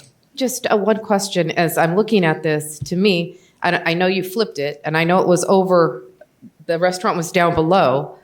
I see more of a direct access for emergency personnel right through the restaurant that it is now, more of a direct line to get to the areas and then having the restaurant to the other side. But again, when this gets backed up, it's going to be when those cars, if they do, because that's a lot of cars, I agree. And he did say he could shrink the footprint, maybe. But when those cars start backing up into that pretty much 1 lane highway, because there's only 1 turning lane in between that's all you're going to get with the utilities on each side. You're going to be possibly blocking that only access in and out, and then put a semi right there. And that's the part that bothers me is semis driving through where people are getting I'm a grandma, so getting my grandkids out and kids running around, and only place you're going to be able to park that semi for that food right there is there or on Park Avenue, which means you're going to be possibly blocking a street. I want him to keep trying. You know that. Thank you. And by the way, he does some really great stuff. So we want to keep him around. We want to keep him happy, but I'm not too sure about this restaurant right here. Yeah, Councilmember Dolan? I think it's, like I said, I think it's close. I think, but even if we just throw out the name Chick-fil-A as an example. You said it too. Well, yeah. Jeez. Okay, we have a Chicken Company X takes that spot. I've seen those restaurants where that's one of the restaurants I have seen that is backing up pretty good. So I guess that is still, not knowing what the restaurant is and building around that restaurant in such a tight spot is an issue. Of course, the other issue is the trucks. I guess my questions maybe for the city manager on this is, because we want to say they shouldn't, but it happens all over. Even coming down Industrial, there's parking trucks, they're loading cars. There is a middle lane on Park Avenue, and we see it all over town. People pull in the middle and unload stuff across the street. Does the city enforce that, or is it? How worried are we of a situation like that? Because like I said, I know it does happen. Even just trying to get in and out of Taco Bell with a truck, you're not in traffic, but you're still. There are other businesses that also do this. So. Yeah, Mayor, Councilmember Dolan, as far as parking that middle lane, it's not necessarily advanced the violation. It's going to be all about the disruption that would cause potentially, right? So, not the safest place to do, but if we want to make sure that that the services that are required for our small businesses and businesses in Havasu need to operate, we're going to allow some of those things to happen, but it can't do it without a disruption. So. Would parking in a center lane on Park Avenue to be a delivery at that location cause a disruption? That'd be something obviously that would be very apparent when things are constructed at that point. My perspective, you couldn't rely on that to be a safe option, but it certainly could be. Thank you. All right. Yeah, thank you. All right, this is a public hearing. Would anyone like to address it? Do you have anything, Councilmember Moses? Yeah, I have a couple. Councilmember Moses. So, let's chalk this up to I've only been here 2.5 years, and we've never done something like this. I'm okay with the height exception. I'm okay with the DG in the back. I'm okay with everything he's asking for. I love the multi-use. He's checking every box. It's just not it's not a great design. There's going to be tons. I agree with my colleagues up here. There's going to be tons of issues with semi trucks getting in and out of there. I don't want to be the trash guy who comes in there and gets those. There's so many issues that I could see being huge problems. I deal with them at my restaurant as well. But I'm okay with what he's asking for in this. Can we approve this? I'm pretty sure Luke has heard all of our concerns. Can we approve this and leave it in the city's hands to make it right with traffic studies? I've never seen us do that before. And so that's kind of that's where I'm at right now. This is a really hard one because I love what he's trying to do. I don't think, I think there needs to be some work done on it first. Mayor, Council, I'm not sure what you mean by make it right, but right now staff is proposing or recommending that you approve it. So it's meeting all of the codes. And so the things that you're focusing on, yes, may be problematic, but it meets all of the codes. Nothing that they're proposing to do we say anywhere in our codes, you have to consider this, or this is a reason for denial. So no, you can't give it back to staff and just say you're going to know what to do to make it right, because this is what they're proposing and it meets, just like you said, it checks all of the boxes. Thank you for that, because that's the hardest part for me. I've said it a couple times up here. I hate moving goalposts on people. People put a lot of time and money and effort into these projects, and we have all these rules, and they say, okay, I followed all your rules. What are we going to do? And we say, well, we still just don't feel right about it. Like, that's a really hard thing to do for me. Honestly, I'm very torn on this because I agree. I think there's going to be issues, but we don't have any rules against those, what they're doing right now. So maybe we do need to ask our, some of our commissions to look at, do we need to put in some of those restrictions on just accessibility, minimums on how big your drive-through should be? Like, maybe those are all things that we need to look at going forward. Because this is quite the conundrum. Yeah.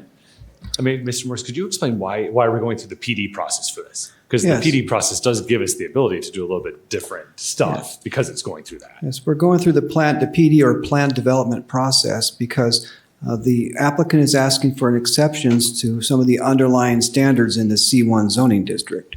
So those specifically are the height and the use of the apartments as opposed to a hotel type use there. And then the final one is not really something they've asked for, but they've been kind of forced onto them by the utility company with a decomposed granite in the back. That's not part of their request, but that's what the utility company was requesting. So that's why staff has suggested that's something that city council could possibly add into the plan development. Myself, as the zoning administrator, I could approve some other types of hard surfacing, but this is not one of them. So staff would not feel comfortable with our authority to make that change. So that's why it's added onto the conditions, even though the applicant hasn't asked for it. Again, it's coming from one of the utility providers. Is there more to that? Did I answer your question? Yeah, you Okay, did. Thank you. Yeah, so I'm going to ask a question. I'm sorry to do this because you might not know the answer or not. I appreciate it if you don't. But just Keller Williams right next door, are they not in their 25-foot easement? Is that why they have a concrete parking lot? I believe they did theirs in such a way that they had some, I think they had some parking back there. I think the utility company allowed them to do some hard surfacing. Typically in a public utility easement, utility companies are okay with asphalt or something back there, hard surfacing. For whatever reason, in this case, they're saying they're against that. And so again, that's partly why the staff is suggesting the applicant's still trying to work with the utility company to see if there is some way to do a hard surfacing. Because that's not what they want, a hard surface if they can do that. They'd rather not do DG. Mm-hmm. And as far as the other development standards, the drive-through, our city standards for drive-through, this well exceeds the drive-through. This is one of the most cars we've seen in a queuing in a drive-through in the city. So this is well above the minimum standards for that. Yeah, thank you. All right, this is a public hearing. Would anyone like to address the council? Just make your way to the podium and state your name for the record.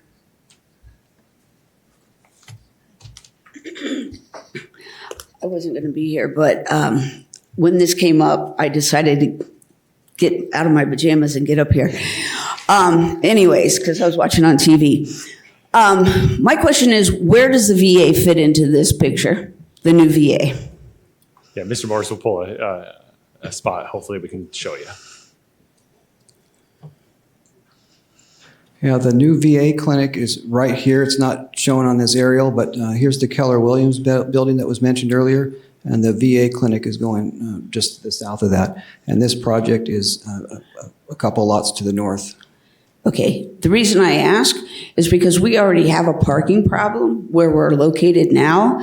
And my thought was, where is this in connection with the VA? Because if we are right next to this, and what Michelle Lynn brought up, Councilmember Lynn, and then listening to this gentleman on TV, that's what brought me down here, thinking, are we going to have another parking problem when we get into our new VA? And so, and will those people's visitors bleed over to our parking lot? Who knows?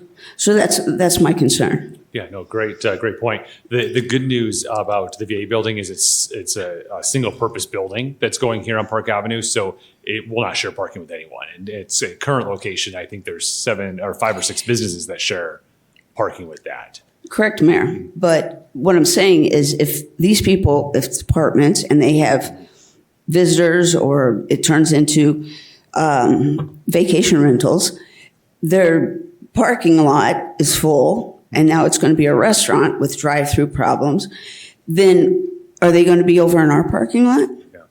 So that's my concern. Yeah, no, I understand. So yeah, the good news is I don't think this one will be vacation rentals because they can do this project as a hotel right now without going through this process at all. And so if they were intending to be a hotel, that it's way easier for them to be a hotel than it is to do what they're all trying right, to do here. I'm just trying to. Yeah, perfect. Thank you. You're welcome. Thanks for coming down. Yeah. And thanks for watching at home. Yeah. Would anyone else like to? Yeah, please just make your way to the podium, state your name for the record. Hello, my name is Gabriel Suarez. I have actually nothing to do with this gentleman and this project, but a couple of concerns, well, not really concerns, a couple of things I wanted to say about it. I used to be a restaurant owner in California many years ago, and everybody here was talking about semi-trucks. Our parking situation was so tight that we never used semi-trucks. We used box trucks, which are half the size, first of all. Secondly, we had a drive-through, and this is to have that many cars in a double drive-through, that place is probably making money hand over fist. But places like McDonald's here have a double drive-through, and if it were to back up, which it never does, it would be blocking the entire parking lot. What I'm saying here, this is very optimistic, but if in fact they did want to get deliveries, and you can control what time you get your deliveries, it's not just at their whim.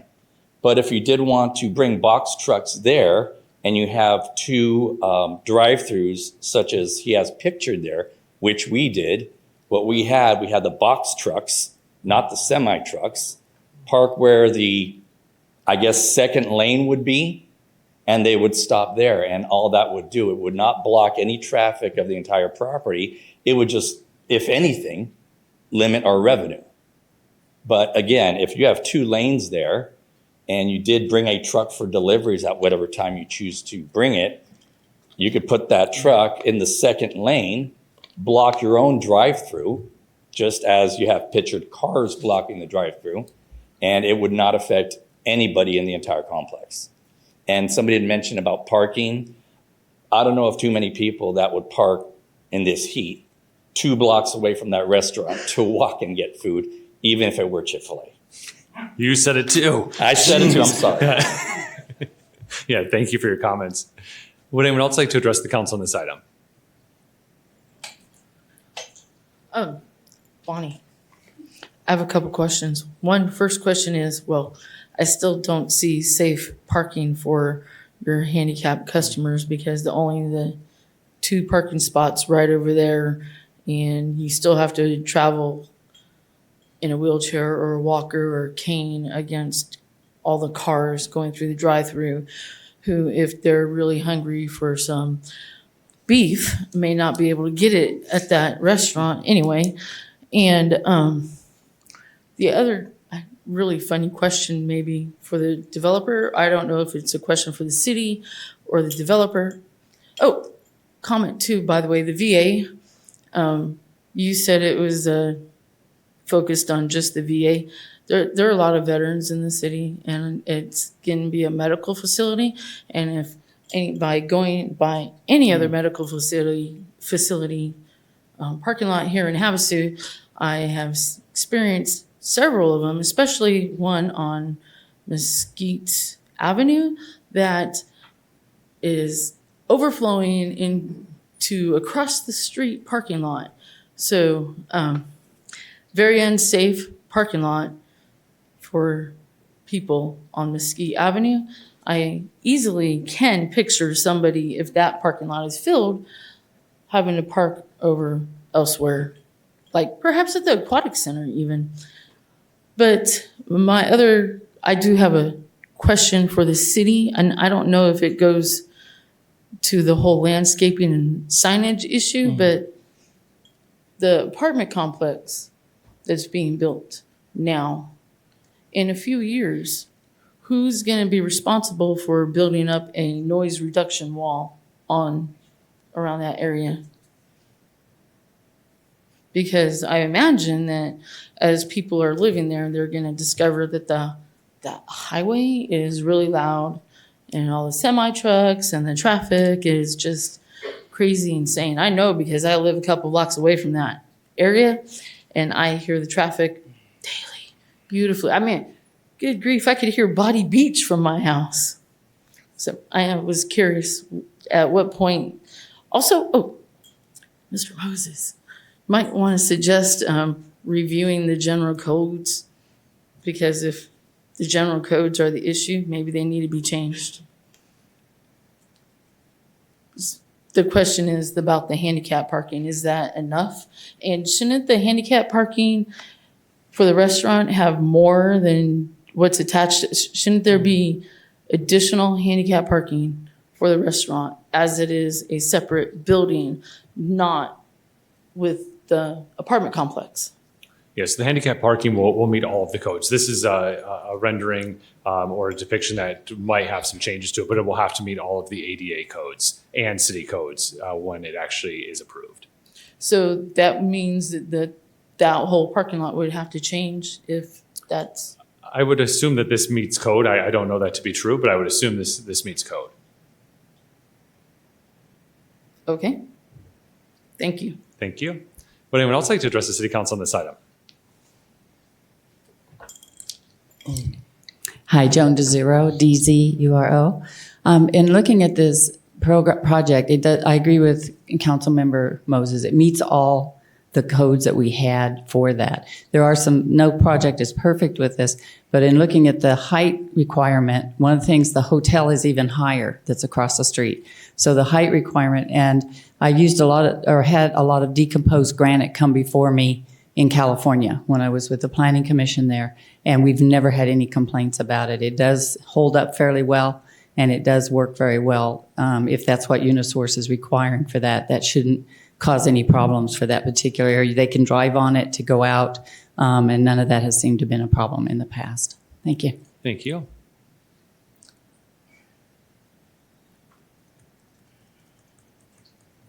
How you guys doing? My name is Trevor Best. I'm with Shamrock Foods Company, actually the district sales manager for Shamrock Foods Company here in Lake Havasu, up and down the river. I was not here for this, but I saw that you guys had some questions about delivery trucks and how they work with the franchise. So we deliver everything to 28-foot trailer attached to a semi-truck. Then that's mainly street accounts, everything that's mom, pa, everything that's like Cameron's Restaurant, Lynn's. So pretty much everything's delivered on a 28-foot trailer. And that's pretty much all the companies do the same thing. There are some small companies that use box trucks, but not that much. As far as franchises are concerned, we work with multiple franchises, Subway, Burger King. We just, not Chick-fil-A, I don't think. Oh, you said it. But we do Raising Cane's, which when I saw the double drive-through, I was hoping that was what that was. Now, franchise doesn't help me in any way because I don't manage franchises. I only manage street business. But I will tell you that all of our franchise business like that, leaves our warehouse at 10 o'clock at night and is delivered throughout the night. So typically those routes are done by 6 in the morning. So depending on what that franchise would be, it would typically be delivered on an overnight route with a key drop, and it would be delivered that way. So there wouldn't be the traffic that you guys are talking about being there, probably wouldn't be there when they would get their deliveries. So, but that's, if that helps your decision, I'm glad I came up and said hi. Thank you. Yeah, would anyone else like to address the city council on this item? All right, seeing none, we'll go ahead and close the public hearing, bring it back to council. And Mr. Morris, Ms. DeRozo made a great comment about the hotel. So the hotel across the street in the first time we saw this item, the hotel, is it 5 feet taller than what they're asking for here? In this case, yes, they're asking for 30 feet as opposed to 25. Okay, and what's the hotel across the street? I believe they can go up to 40. Yes, okay. Yeah, it was in the presentation last time, and so there is that difference even with the variance they're looking for. So, all right, any comments from members of the council? Mr. Mayor? Yes, Councilmember Dolan? I want to thank Trevor for coming up, did bring up a different perspective. Like I said, in my situation, I have room for trucks to get around. So we do get a lot of the semi trucks for Coke, Pepsi, and all of them. But now that I think about it, there are other trucks that I've seen in other locations. So, I mean, I guess my biggest issue with this is the trucks getting in and out and them stopping in the middle of the road. So I'd kind of be okay with the truck issue. The fact that they are following code, I do agree with Councilmember Moses on this. I think it's a great plan. I think we were very happy with it last time. We liked the residential aspect of it. I like that they're not condos, that they're actually rentals, because I think that's one of our biggest, that we need rentals in town. Because someone's not going to buy a second home. They're not going to get a second rental. They're going to buy a house. So rentals to me is very important. So like I said, I feel comfortable enough in that with the trucks and in that situation. So if there's any discussion, I'll make a motion. Yeah, no, if I could just make a comment real quick. So this is coming before us with a recommendation from the Planning and Zoning Commission, 6-1. They're asking for the 3 variants, which I think we covered that pretty well. When it comes to, I mean, I don't love how much we're trying to squeeze on this, but if this apartment complex was a hotel instead of a apartment complex, they wouldn't even go through this process. It would just be done because the zoning meets that. So, so with that, Councilmember Dolan, if you are prepared to make one quick, please, Councilmember just Coe. a comment that, and we touched on this at our last council meeting when we discussed parking, but the dissenting vote, I believe at the P&Z meeting, if I'm remembering watching the right meeting, was regarding parking, but they meet all the parking requirements based on the plan submitted. So when we say 6-1, the dissenting vote was concerns with parking, but they do meet what we have in writing right now for parking requirements. So just want to make that clear on that vote. Yeah, thank you. Mr. Mayor, may I ask one question? Yeah. I'm unfamiliar. Is the parking allowance for hotels different than a commercial area? Does that make sense? Sure. Is it different? Yeah, Mr. Morris? Yeah, parking for a hotel is different than parking for an apartment complex. I don't know the number right off the top of my head, but it's based on the number of rooms, the number of parking spaces per rooms in a hotel. So they are different. So this area right now is owned for a hotel, which would have the appropriate amount of parking spaces. So we wouldn't have a parking issue because but that's not what they're wanting to do there. So it does have to do with parking spaces. It does. I understand that is the allowance that we have. But if they put a hotel there, it would be way more than, how many parking spaces are on this one? On this one, there are 71. It would probably be more if it was a hotel, correct? Not for 24 units. I have to do the math. Yeah, if it was 24 hotel units, it would be less than. But it could be bigger than a 24-unit hotel. It could, yes. I'm not talking this complex, I'm talking a hotel. Who would put a 24? Does that make sense? It could still take up that same space and it would require more parking spaces. And potentially, yes. Mr. Mayor, again, I think it's been repeated, they're not asking for any exceptions to the parking standards. So, okay, thank you. All right, Councilmember Dolan, did you still want to make a Mayor, my only concern that I have is that road. two roads with one center in the middle. Once all this gets developed out, I'm just concerned about the neighborhood and the sidewalks and the bike paths and everybody maneuvering through there. And I guess that's not what they're here to do, but I think that we're going to have some things that we're going to have to take care of later. And I find it interesting that this one developer may have to be responsible for all the ADOTs and city public works departments, development permitting, for the Highway 95, because it seems like a lot of those items are going up there. Is it just this developer now, or do they all have a responsibility once they develop to figure out how they're going to expand this road if need be, or put turning lanes in there? Or again, I see people with boats wanting to go to Chick-fil-A. And you said it. Jeez. And again, I as a city council person, I still believe that we're supposed to be looking at things from a drone's eye. And what does this look like in the future? Or is it just we just get to build it because it's here and roll the dice later on how congested we are getting in and out of that one street? That even though it's a loop, that's one of my biggest concerns right now is that street and what it's going to cost us later to make it right once that all gets developed. Mr. Mayor, if I may, in Mr. Morris. response to Councilmember Campbell's question about ADOT, any projects for design review fronting on ADOT, we certainly send the plans to ADOT for their comments. So this is nothing unusual for this project, for this area. That's a standard standard process that we would do, just to let you know. Well, I do remember, Mayor, I do remember Maverick and how much work they had to do. They had to move the street light back. They had to widen the road 4 lanes just to get into Maverick. Now we have hotels, apartment complexes, restaurants, drive-throughs on a street that's literally 2 lanes. Just saying. Yeah. All right. Mr. Schoeneman, did you have some comments? Yes. Thank you, Mayor, Council. I just wanted to clarify that if this did go through tonight, part of that process is a traffic impact analysis that staff is going to request for this property.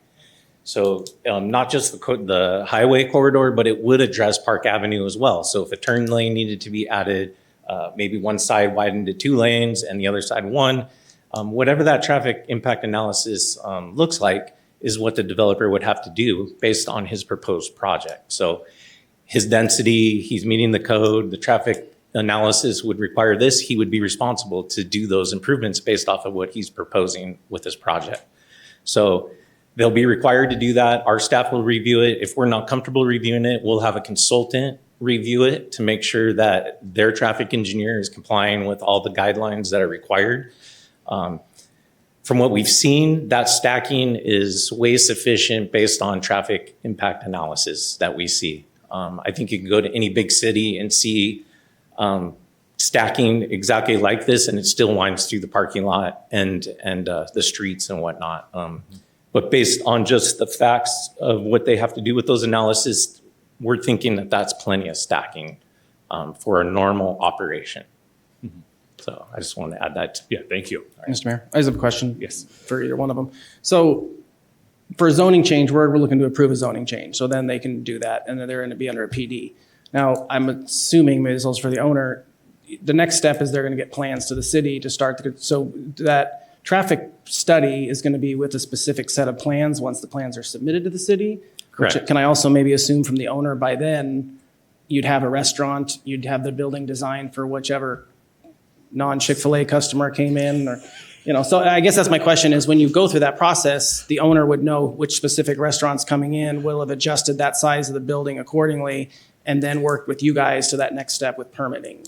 Correct. And that analysis, if they didn't know at the time and they're just going to build it as a TI space, they base it off the 2,600 square feet, that's what the analysis would be based on, is that floor area. So if they couldn't get the stacking required by the TIA, traffic analysis, that they would have to shrink the building to maybe get that additional, to maybe not do anything or to get the additional room for the stacking.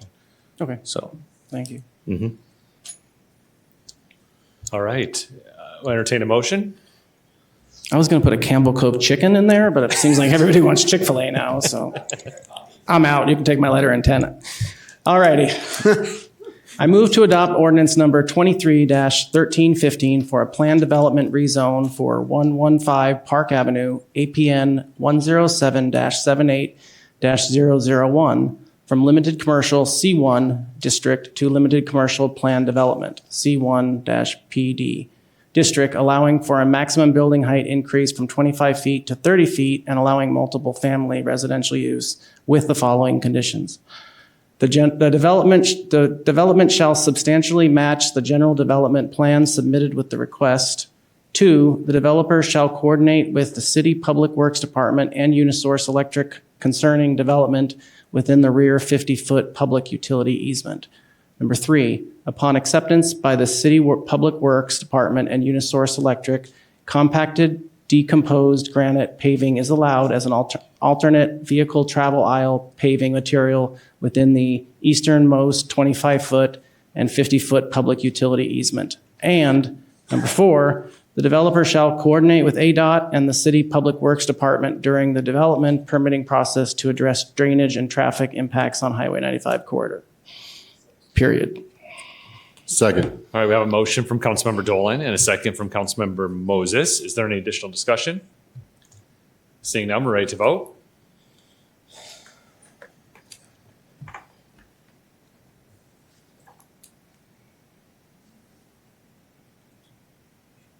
Motion carries 4-3. Thank you. All right, item 7.6, introduce ordinance number 23-1316, declaring the document entitled 2023 Amendments to the Lake Havasu City Code Title V to add a new chapter 5.24, Mobile Food Vendors, August 22nd, 2023, a public record, and by adopting mobile food vendor regulations. Mr. Morris. Honorable Mayor and council members, thank you. As you mentioned, this is an introduction of some proposed language for the council review, comment, and direction regarding mobile food vendors. After discussion and input, staff will incorporate any comments the council has into the language and bring it back to the council for a future meeting for an adoption, if that's your will. A little bit of background.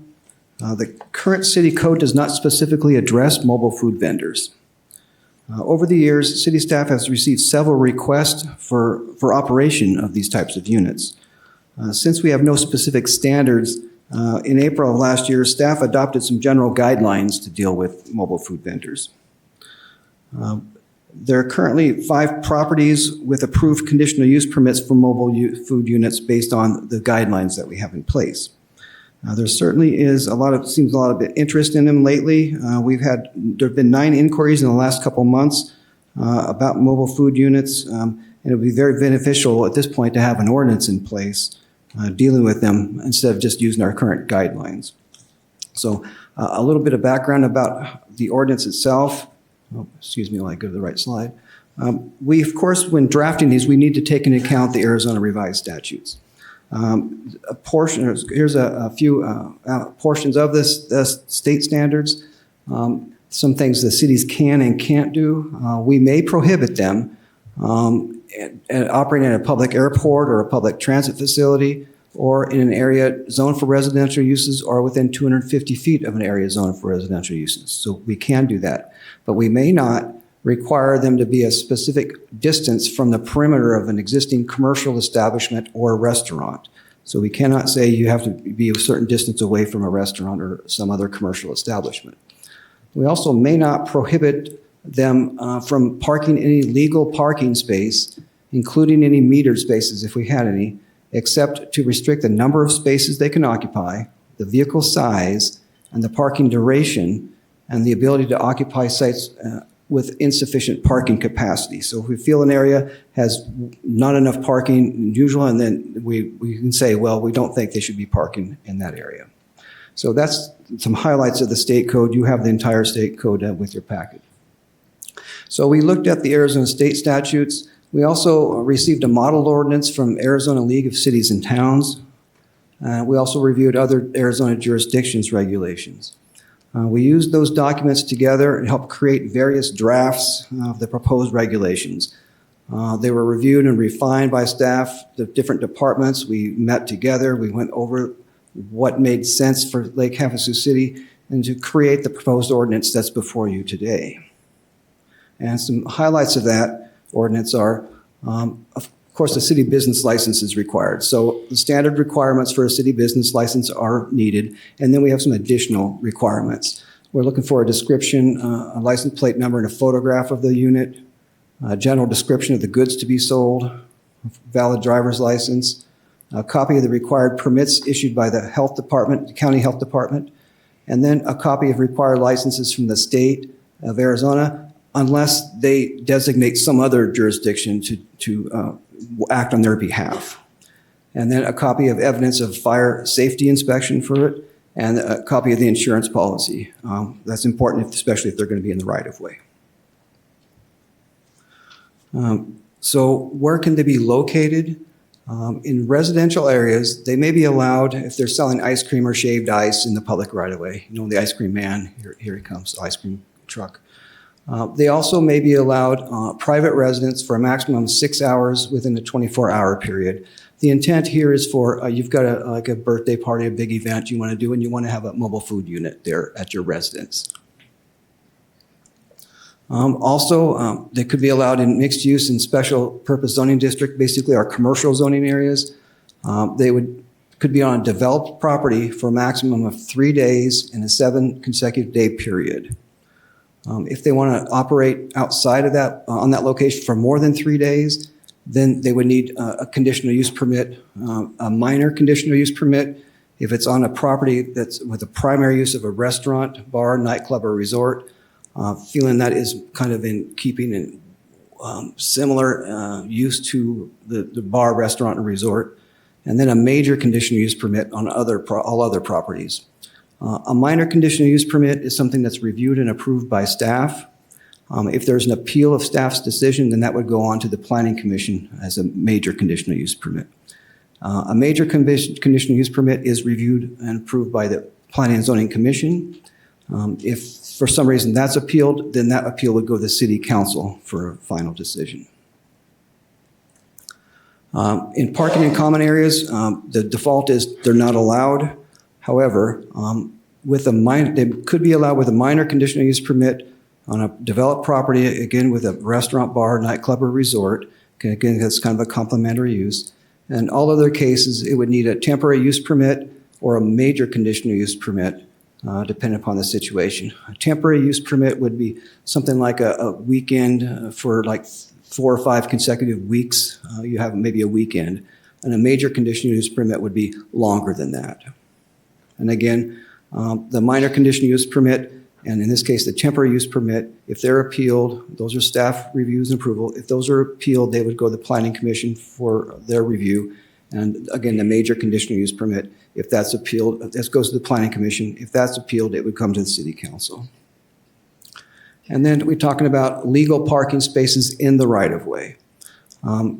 Mobile food units shall, of course, abide by all parking regulations, including any posted time limits.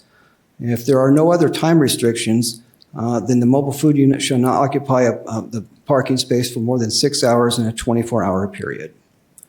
And they, of course, may use no more than 1 legal parking space.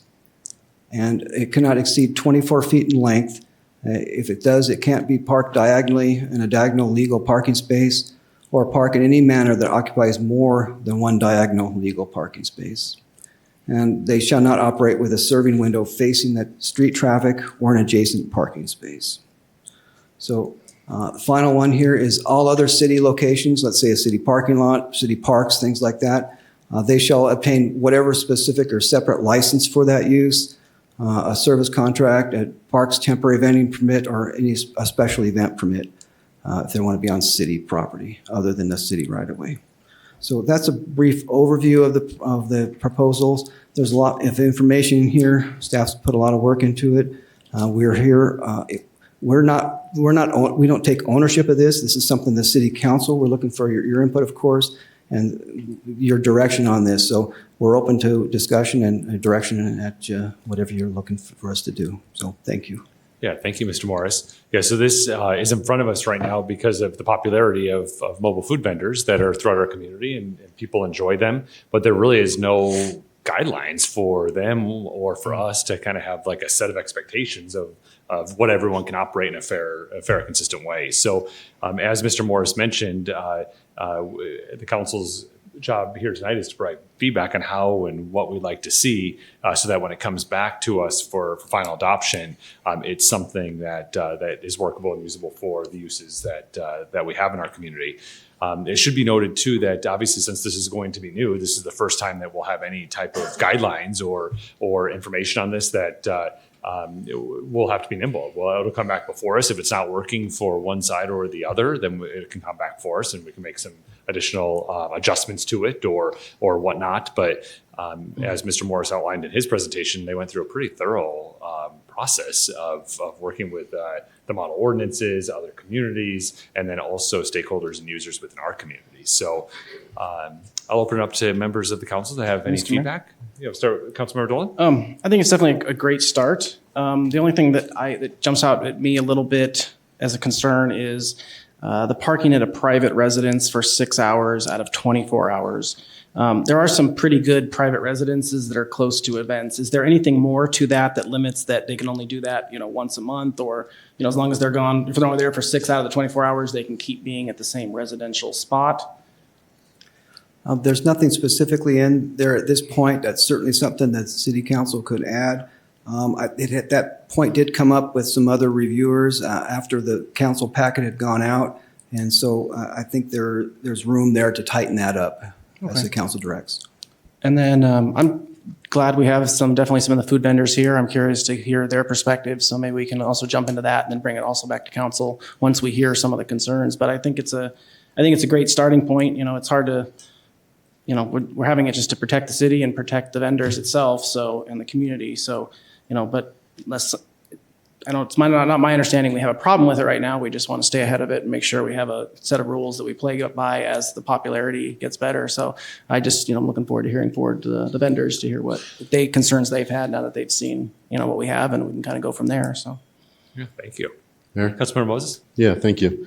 On the last one, everyone's saying Chick-fil-A.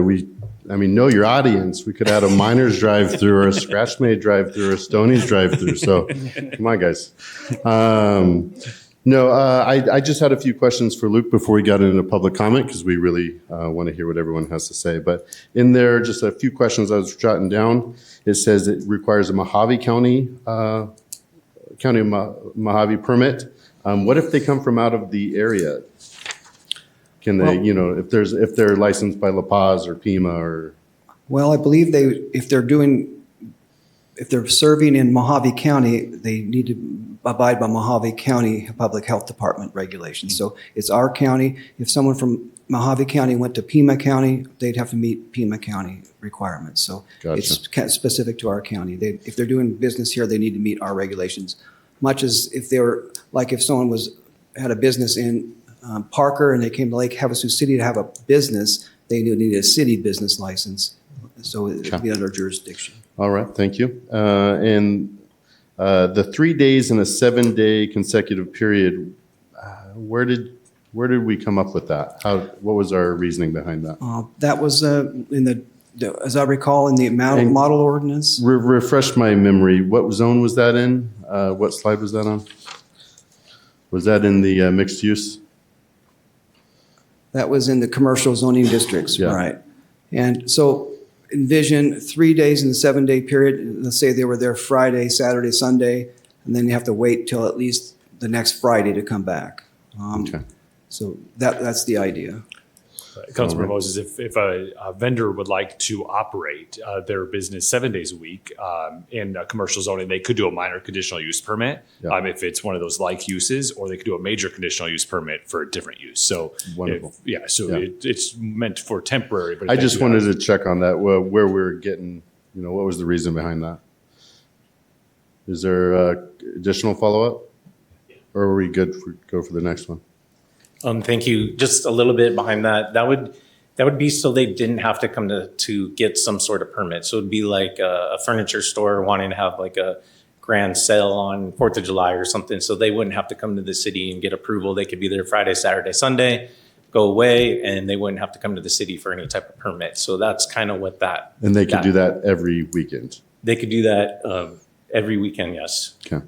And then I don't see it anywhere in here, but the length of the major conditional use permit, will that be written into code, or is that going to be policy? A major conditional use permit would be something that the planning commission would review, and then they would make a recommendation, or they would approve whatever the request, or review whatever the request was. So if it was a permanent type of location, what we've done in the past with the one we were using them for our guidelines, there was one where they're going to build a building and then have 4 mobile food truck sites. And on that one, the planning commission said, okay, once it opens, once you get a C of O, come back to us in a year and we can look at it and see what the impact is on the neighborhood and whether we want to renew that conditional use permit. So that could be something. I mean, because I would definitely like to see a limit put on that, whether it be 6 months, a year, where, that we're constantly having to reevaluate, make sure that this is still a viable option. Yeah. I mean, that would be my preference. That would be up to the planning commission to decide that. And if for some reason that was appealed by someone, a business or a property owner or a business within 300 feet, that appeal would come to the city council then. But we can't put that into code to where we're leaving this up to the planning and zoning commission? You can certainly, that's what we're here for, to get input and then make revisions of the code as the council's directs. And I just want to go on record as that's my preference would be to make it a mandatory, if we were to approve, come to consensus on that, to make it a 6 month or a year period where they have to come back and reapply to planning and zoning. So would that be for the minor conditional use permit as well as the major, or just major conditional use permit, are you thinking? That's interesting. I mean, I was speaking mostly to major. I'd be open to hearing other people's opinion on the minor. Typically, a minor, the reason the minor is the way it is when it's related to the primary use of a restaurant, bar, nightclub, or resort is staff feels comfortable making those decisions based off of being complementary to those uses. And I think staff if they wanted to get a minor conditional use permit associated with a bar, nightclub, or restaurant and parking in common, we would definitely want to put a 6 month term or a 4 month term to make sure, as Mr. Morris said, to make sure it's working and it looks right. Whereas maybe if they wanted to put it on their private property in an area where a building could go in the future, then maybe 12 months is more appropriate, or 18 months or 24 months. So I think the minor conditional use permit staff is comfortable handling and putting those kinds of terms on. But I could see it maybe making sense for the major conditional use permit. Yeah, after kind of some of your explanation, I agree. I think the major conditional use should have a required time limit. And I just want to say thank you. You guys did a lot of work on this, kind of thinking of every possible angle and putting all this stuff in there. So I appreciate you guys. Thank you. Thank you. Are there any other comments from members of the council? Councilmember Campbell? Mayor. First off, I want to thank the staff. I know how much work they put into this. And I know Councilwoman Lynn and I brought together some stakeholders because this was such a big issue to me that I wanted to have a lot of conversation. So I personally want to thank Steve from Stoney's, Tim Shagru, Virgil Vendito, Brady Hayek, Ron Gould, Supervisor, Councilwoman Lynn, of course, Steve Greeley, and of course, Jeff Tuneman, Kelly Geary, Luke Morris, Jess, of course, and I'm sorry, Chris, I know you're new, but I forgot his last name. What I wanted to let you know is I wanted to bring a bunch of stakeholders together because this is so important. And we have an ordinance in front of us right now. And I love to always say you can't edit anything unless it's on paper. So at least we have something written down, and they seem to work really hard on every angle that they considered. One of the ideas that we had for a residential residential private property, special events, we mentioned that it has to be for private use only, maybe stating that no public, a sign up, this is not for public use at this time. So we stopped that ideology that, I'm going to sell hot dogs across the street from the football game every Friday and Saturday night. So just make sure that it is for private use only when it is a private party. I love food trucks. We use them all the time in our businesses, including our events. But I also am a huge advocate of the brick and mortar restaurants. And so, again, I want to thank everybody for, there it is. She just popped it up there. Do you see that? For private use only. So I think there was just a question and they said it wasn't there. So, there it is.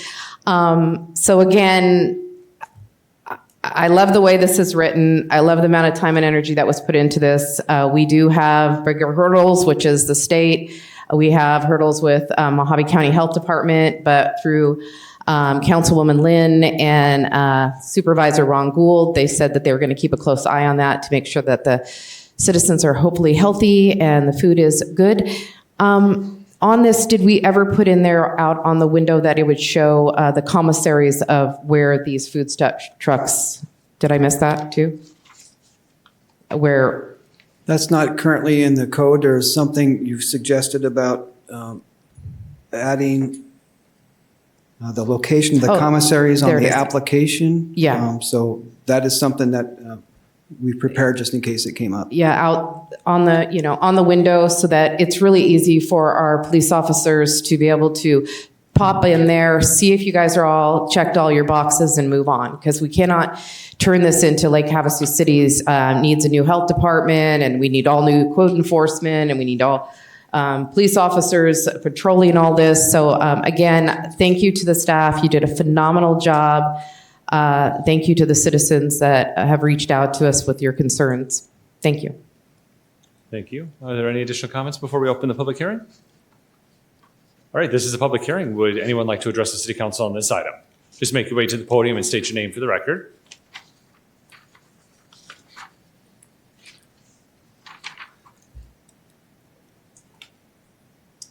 Mayor, council.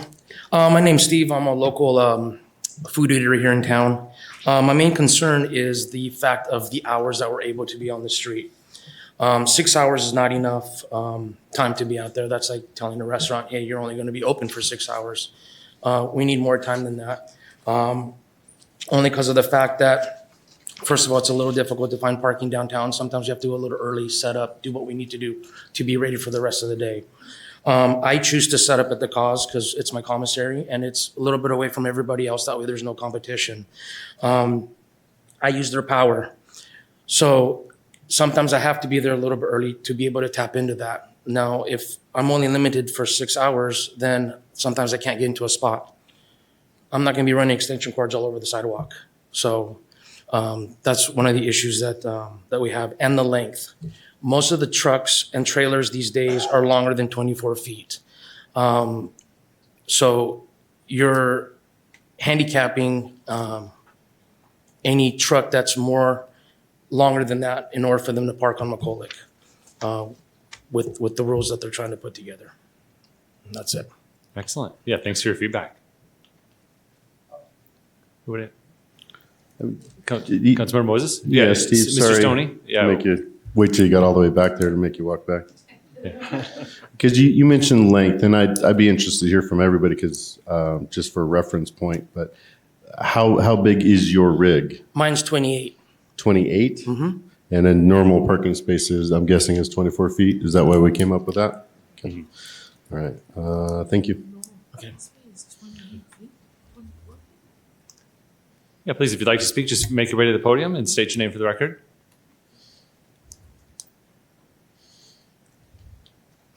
Respectfully, Mayor, Councilman, council members, sorry about that. I also own a food vending business in town. If you just state your name for us. Dave Armstrong, sorry. Thank you.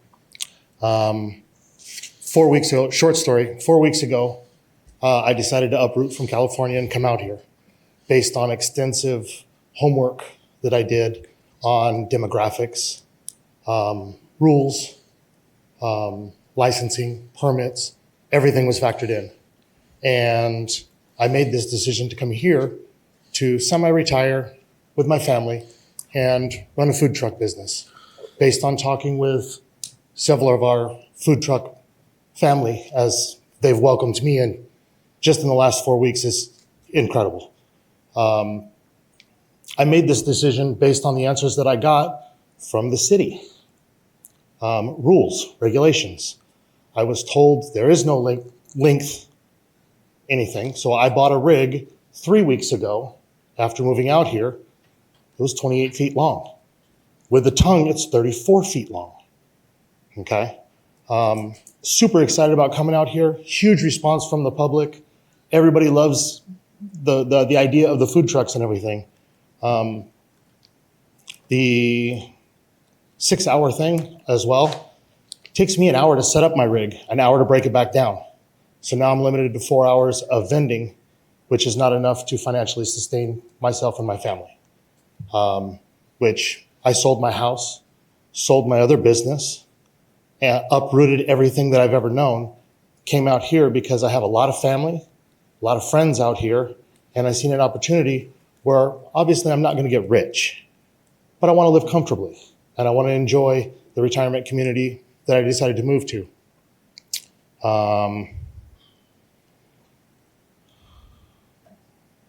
The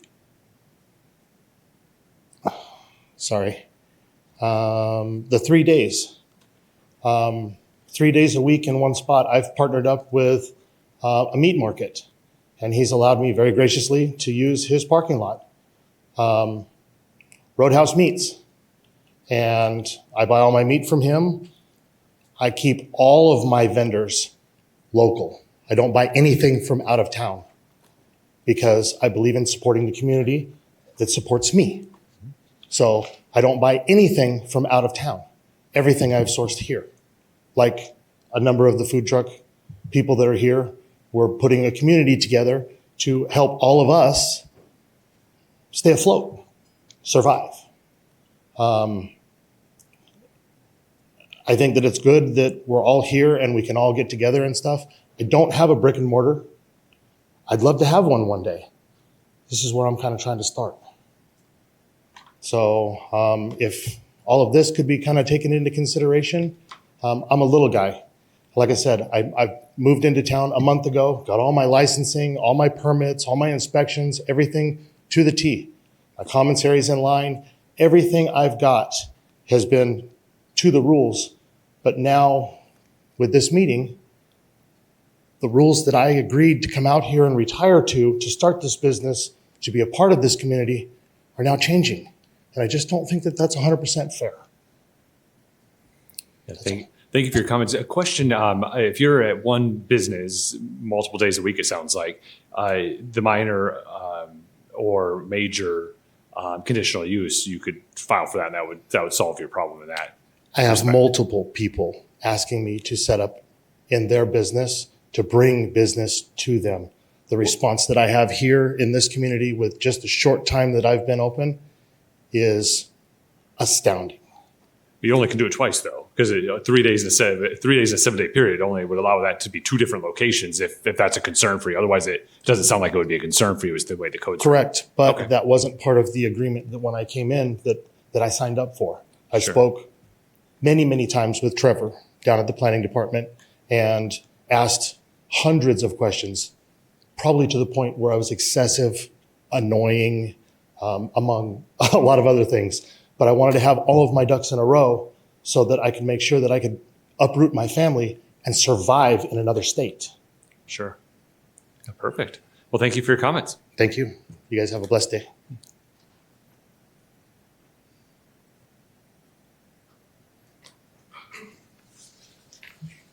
Hello, and thank you for this opportunity. Not a restaurant owner anymore. I'm not sorry, a if you could vend- said your name one. Gabriel Suarez. Thank you.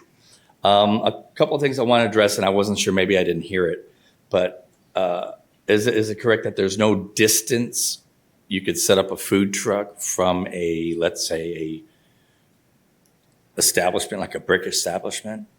I think again, coming from California, spent my whole life there, law enforcement for almost 30 years.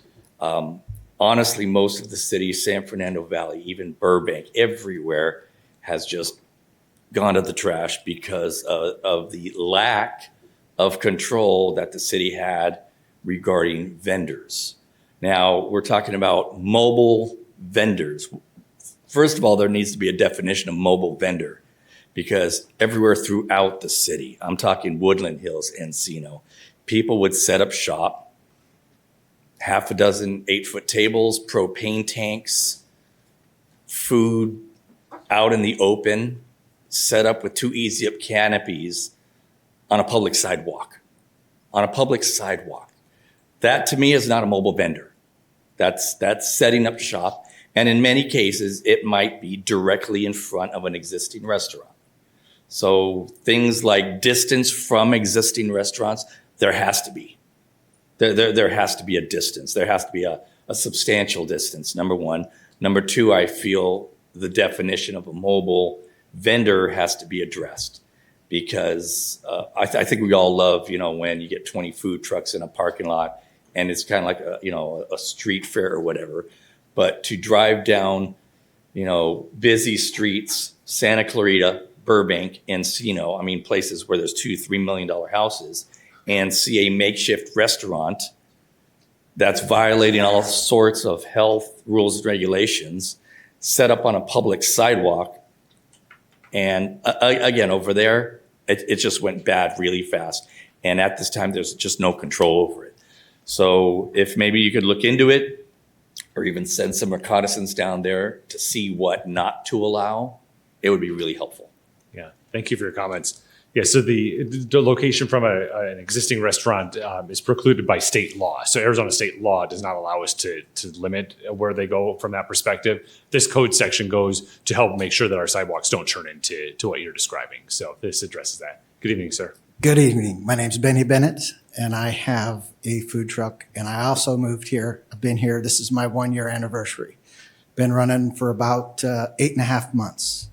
And again, have made great relationships with the city planners. They've been nothing but exceedingly great to deal with.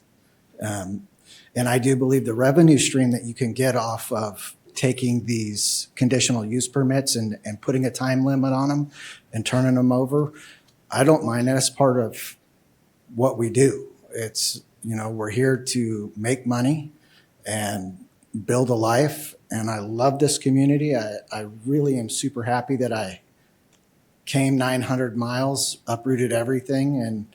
But my trailer also is way larger than your minimum. It's a 30-footer. But I also have a conditional use permit for where it's at this moment. But I think anybody that can realize that that's our hope, is that we have a skill set. We know what we can do. We are bringing something that is a joyful experience to our community. And we want to get to that brick and mortar. There's people here on the council that make their money from brick and mortar. And that's all our hope. We just want to make sure that we get the fair shake. And I think I can speak for most of it. The people that I know and are dealing with are all willing to do exactly what this community needs. We just need probably somebody on our side of it to be a voice to your side of it. What I hear here is people that have never done it. Okay, you guys have chose your career field. Well, our career field is 18 hours, 19 hours a day.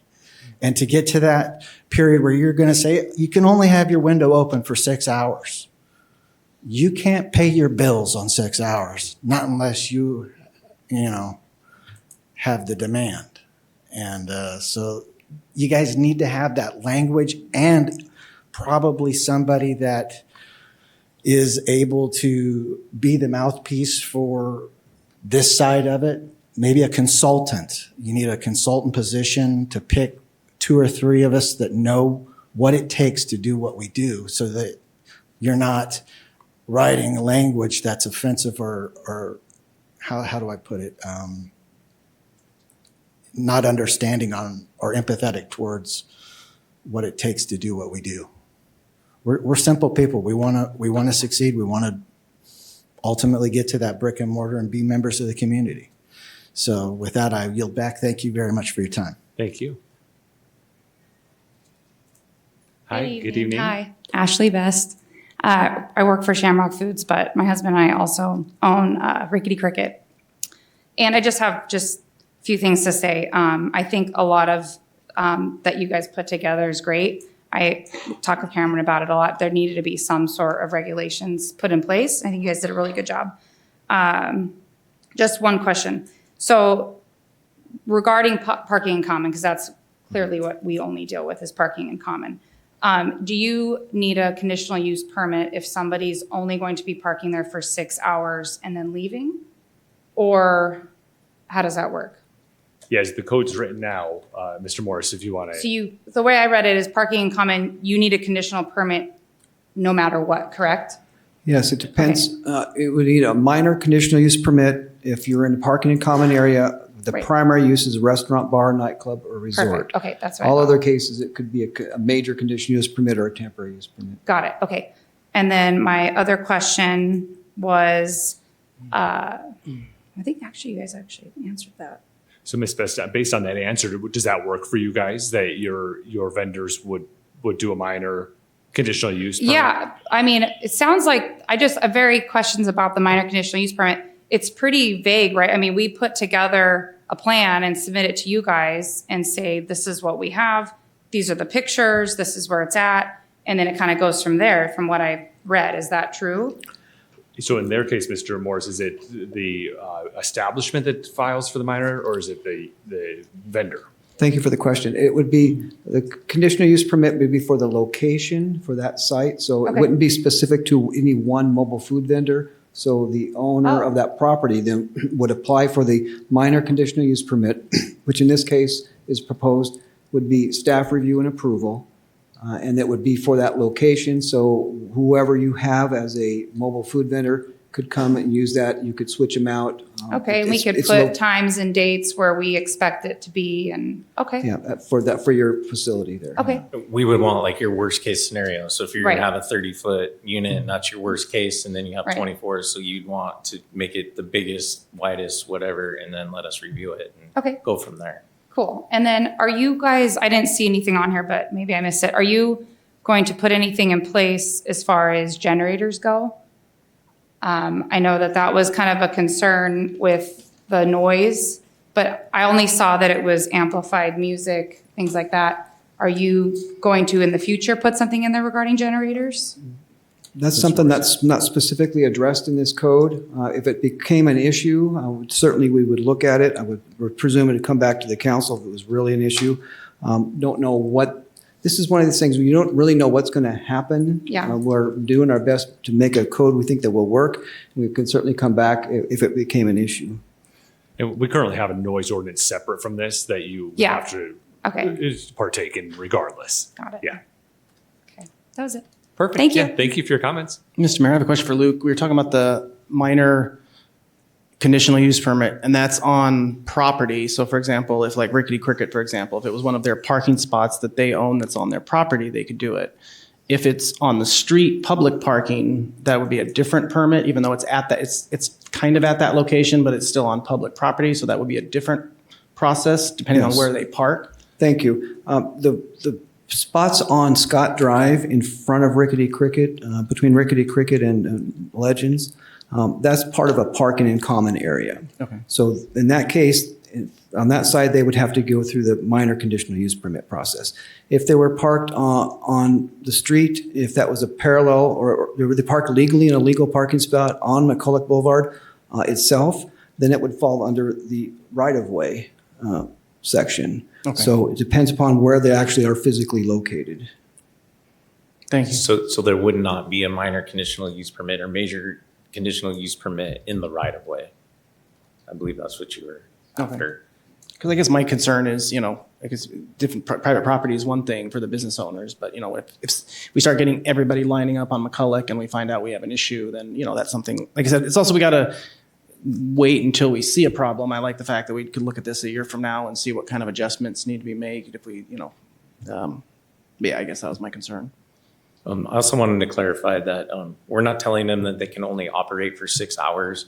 The way the code reads right now is they can only be in a legal parking space for 6 hours, and then they can move 150 feet, I believe, to another legal parking space and then open again. So. No. Yeah, sorry. Yeah. No, I understand sorry. that, but you got to go make your way to the microphone. Yeah, I just wanted to clarify that that's how the code reads. Yeah. It's not that they just they can only be open for 6 hours. Thank you. I'm sorry, we don't, yeah, we'll make your way to the microphone. Yes. Good evening, Reagan Ross. I am the operations manager for the only licensed commissary in all of Mojave County. I just want to make that clear. For those that don't know, when a potential food truck comes into Lake Havasu City, their first stop is the health department. After they're at the health department, they are told they need to find a commissary. They normally come to my door at that point. So I live and breathe this daily from a lot of people that want to relocate here and open a mobile food business. So I have to understand these very clearly because they come to me with all of these questions before they even enter the doors of City Hall. So in some of this, it's just clarifying and just making it as clear as it can on what is allowed. And a thank you for doing this because it was so hard to explain to people that nothing was written. So thank you for this great start. With one parking space on a public lot, so McCulloch Boulevard, there's probably about 3 trailers that would work for out of every single one. And I work with probably 85% of the mobile food vendors, and I know all of them that aren't members of the cause. So you're really going to be limiting, if that's your goal, who can park on McCulloch Boulevard. And I would make it clear if that they have to unhitch the vehicle. Most of our mobile food vendors are trailers, not trucks. So it needs to be clear if they have to unhitch, then is it going to be they have to go park? So it's First Friday. How are they going to hook up to their trailer that they've now unhitched on McCulloch Boulevard and move it in that 6-hour time limit? You're going to be chasing down cars. You got to move. We can't back in. There's going to be cones. That just has to be very clear. My suggestion for the 6 hour is a time frame, say 2 a.m. to 6 a.m. They can't be parked there. A majority prep in their food trailers, so they're going to park there and they need that 2 hours to get their equipment going, all of their items prepped, and then it's just going to become this tattletale of, oh, they started serving or it's just going to be a nightmare for the police department. Just 2 other quick things. The 15-gallon trash can, I know this is silly, but 1 or 2 styrofoam containers in a 15-gallon trash can, it's filled. So I would make that larger and say at least a 30-gallon trash can needs to be provided. Home kitchen trash cans, about 15 gallons.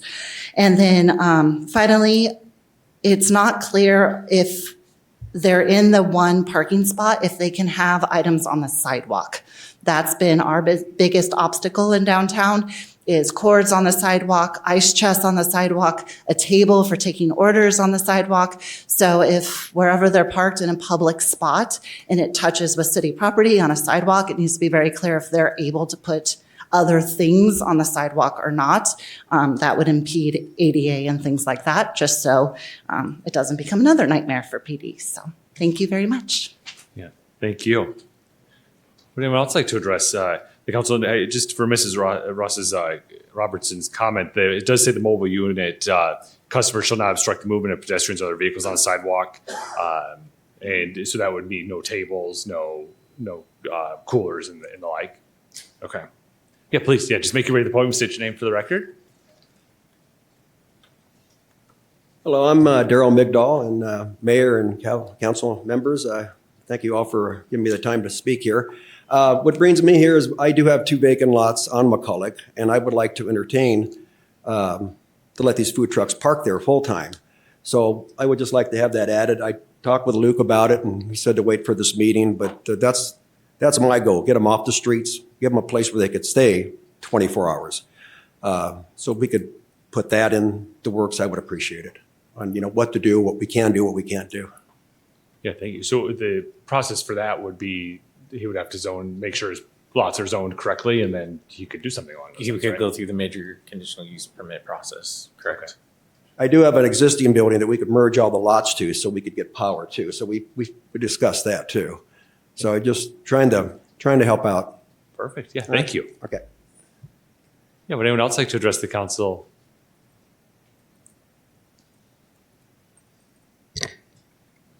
Hello, Renee Shalene. Thanks for having us. I own West Coast Burritos. My truck is 26 feet I do have major concerns as to, okay, you want to set us up in a parking lot. So then you have a bunch of us sitting there, but now we're only allowed how many days a week to sit there? We have to deal with the heat during the summer, so a lot of us are out of commission. And so during the summer, we don't have as much business as, say, winter, fall times when we're able to be out and about more. Putting us all in one spot kind of limits, that's a brick and mortar idea. Like if that's what we were trying to do or if that's what we'd wanted, that would have been our focus.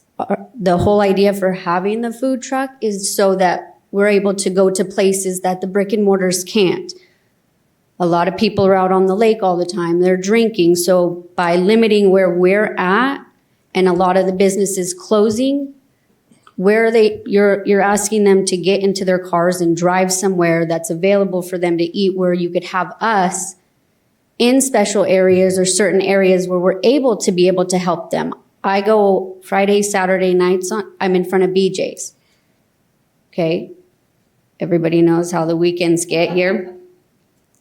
A lot of them are starving and they're hungry or they're stumbling. So the first thing they need is something to eat or something to drink. I have a trash can outside. I'm there picking up trash that I didn't leave. As soon as I get there, I'm picking up after everybody before I go home at 2:30, 3 o'clock in the morning.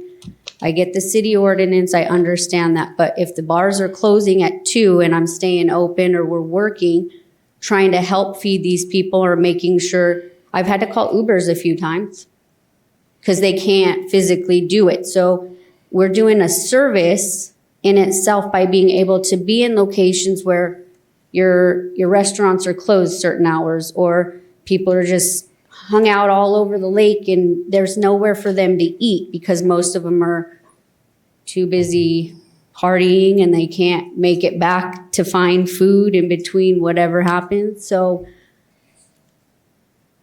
I get that I'm all for the regulations, trust me, because it's hard not having them and trying to tiptoe around, but having somebody that understands like what we go through on a day-to-day, the 6 hours, like Steve said, it takes us a good hour to 2 hours, depending on where we are, where we're going to be, finding parking just for us to get set up to make sure all of our health guidelines are met before we can actually open that door.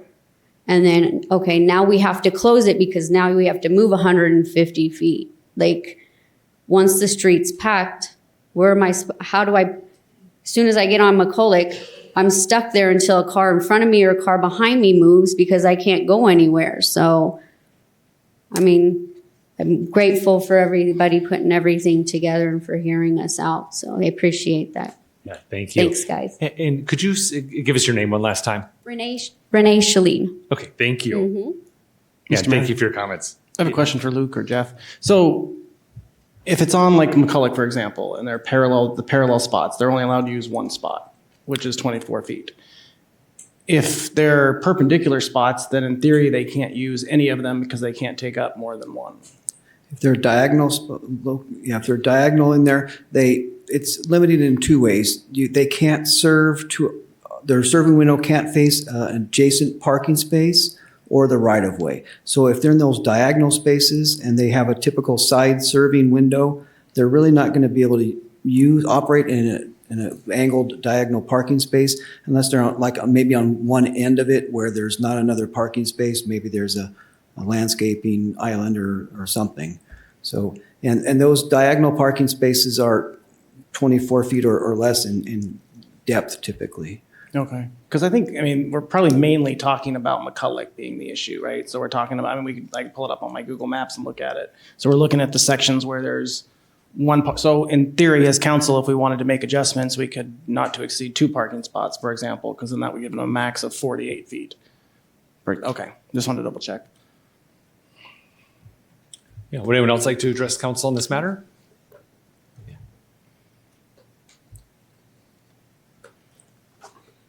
Hello, council. My name is Joseph. I'm one of your food truck vendors here in town.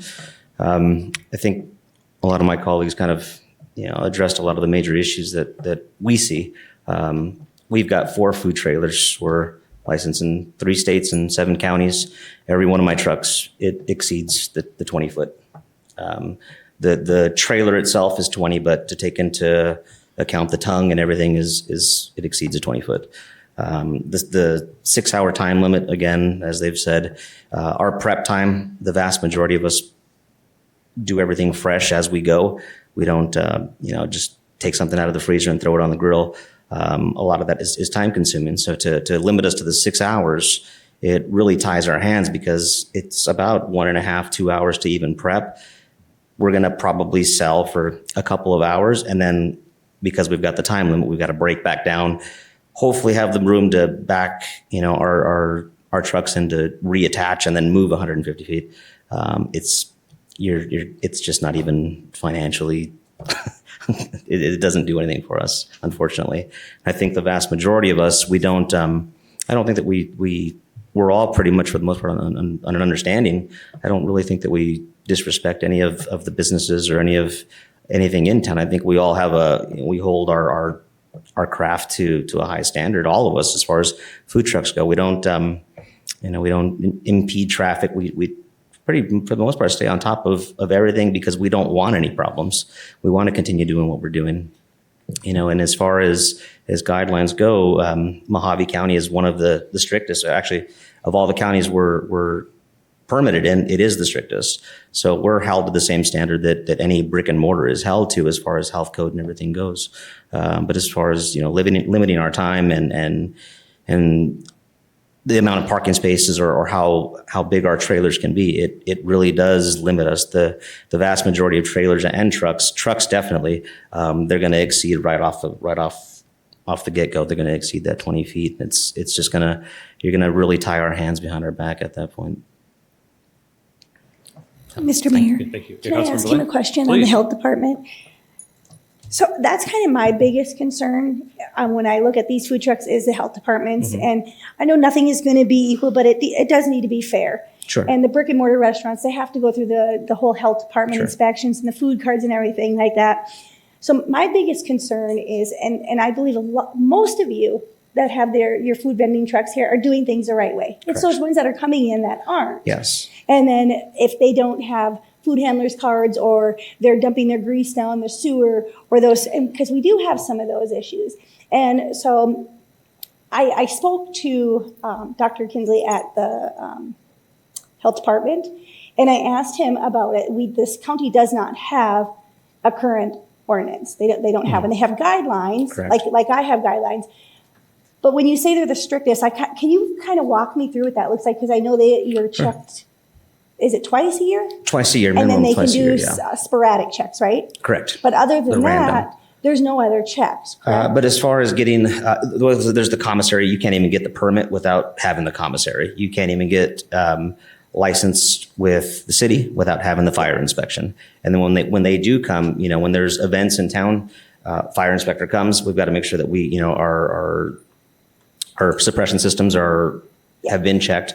And when the health department comes through, that they're checking, everything, permits. They're checking food handlers cards, along with all the other requirements that are needed of us. But if you're under some of these standards, like you're just pulling in for a weekend or something, they're not coming to your location to do that unless it's a special event. Unless it's a special event or somebody calls on them. I just want to make sure that our community stays safe. Correct. I don't want somebody coming in from a different city that doesn't understand what our, license and our codes and all that is, and then get somebody sick and you call the health department on a Saturday and the health department doesn't show up on a Saturday. Right. They don't. They'll show up on Monday and by then they're gone. Mm-hmm. So with you folks that are here, that are residents here, and you have that's not my biggest concern. My biggest concern is those ones coming out. Unfortunately, we did talk to the supervisors.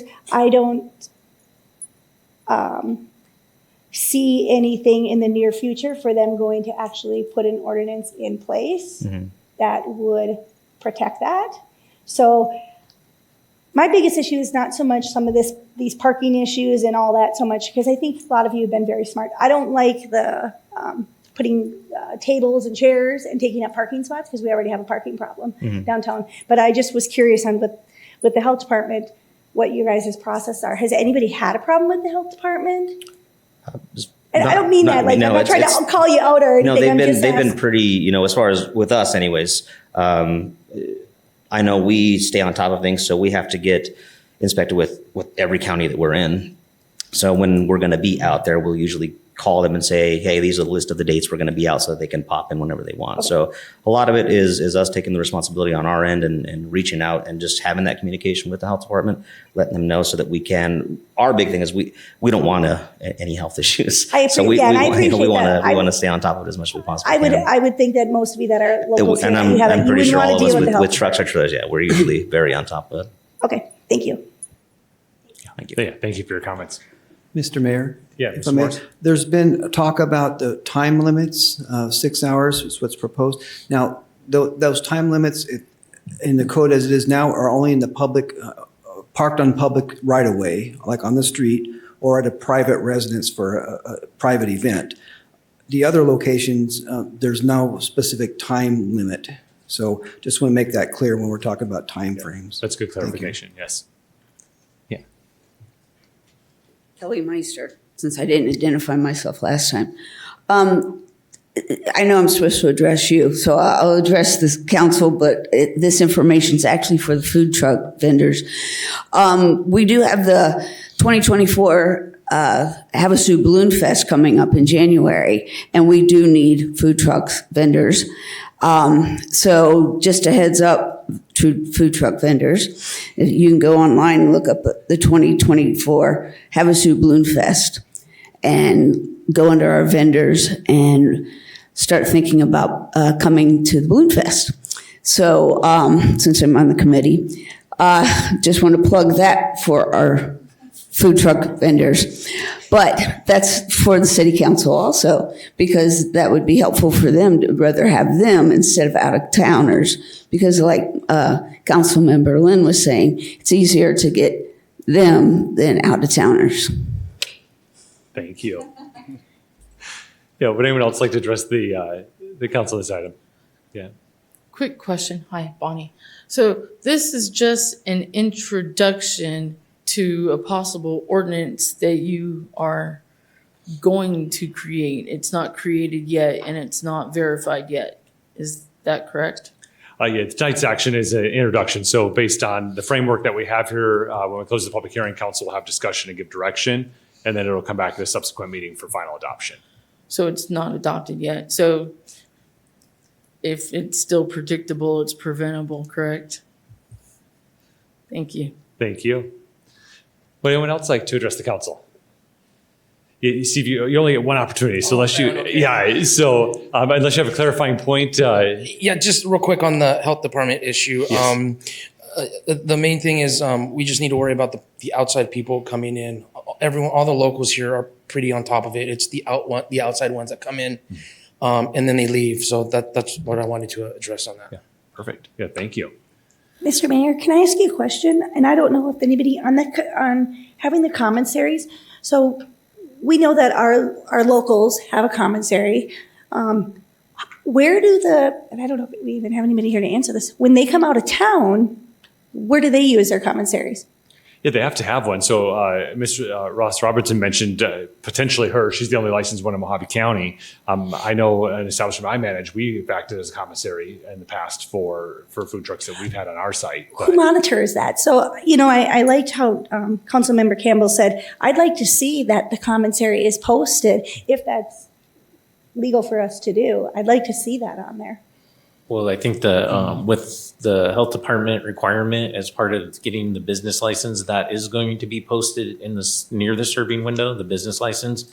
They won't be able to get that business license without the county approval, which the county requires the commissary information. So even those out-of-towners will have to show that?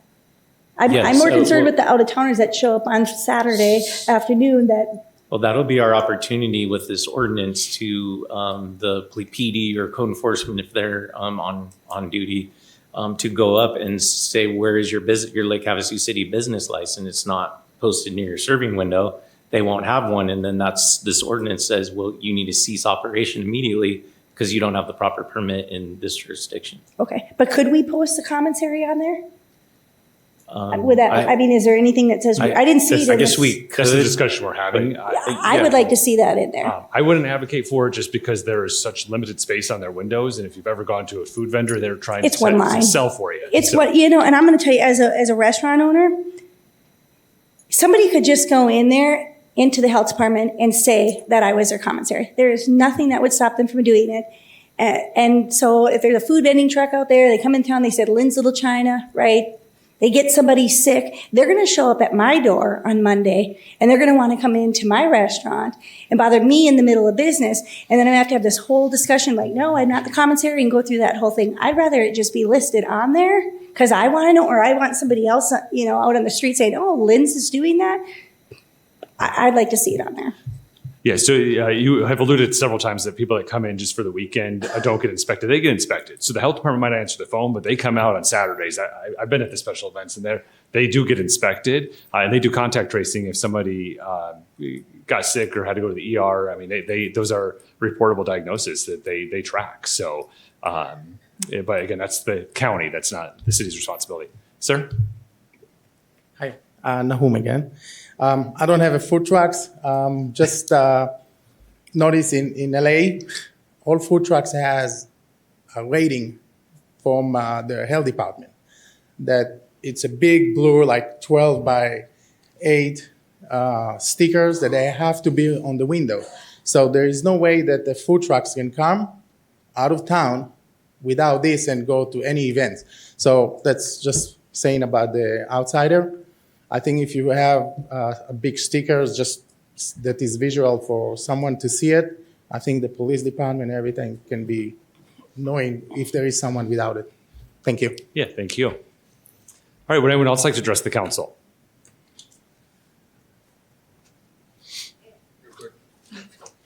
Jason Hellert. All of my questions are pretty much redundant because they all got answered or they've been brought up. The only thing I want to talk about was the redundancy of a noise ordinance specific to food trucks when it seems like it already falls underneath the existing noise ordinance to have additional language in there for it when it's already a violation. That's all. Yeah, Mr. Morris? Yes, the model ordinance we received in League of Cities and Towns had language more specific to food trucks. So we put that in the proposed language in addition to our current city code for noise. So in addition to our current noise ordinance, we've added some other things more specific to food trucks in the proposed language. All right, thank you. Would anyone else like to address the council? All right, seeing none, we'll close the public hearing and bring it back to council for discussion. Councilmember Campbell had mentioned earlier about a meeting, and it looks like, Luke, you might be prepared to go over some proposed changes to the amendment. Let's go ahead and do that, Okay. and then we can get feedback from council. All right, thank you. At that discussion, the time limit did come up. There was a potential of a proposed change to change it to sum up from 6 hours to some other time frame, 8 hours, or whatever the commission or the city council would feel appropriate. Again, this is for parking in the right of way, an illegal parking space in the right of way. It would not be on private property, private commercial property. It would apply to the right of way. Yeah, and for my colleagues, that's on page 5 of the ordinance in our packet. Yes. And if you want to proceed to the next one. And then another one Might I was. speak to that? Yeah. Sorry. So on the public right of way, I think that is one of the most important things that we need to protect.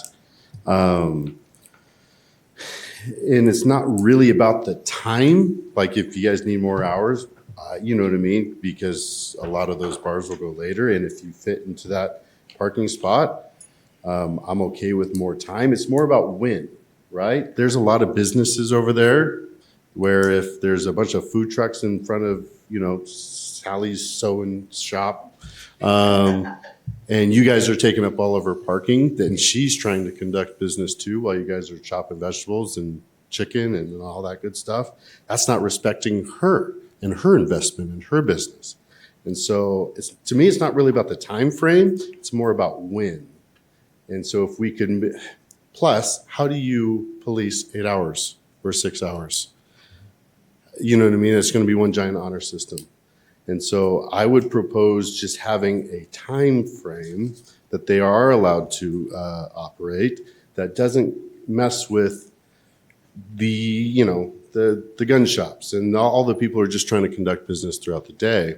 I think a majority of your business is made at night.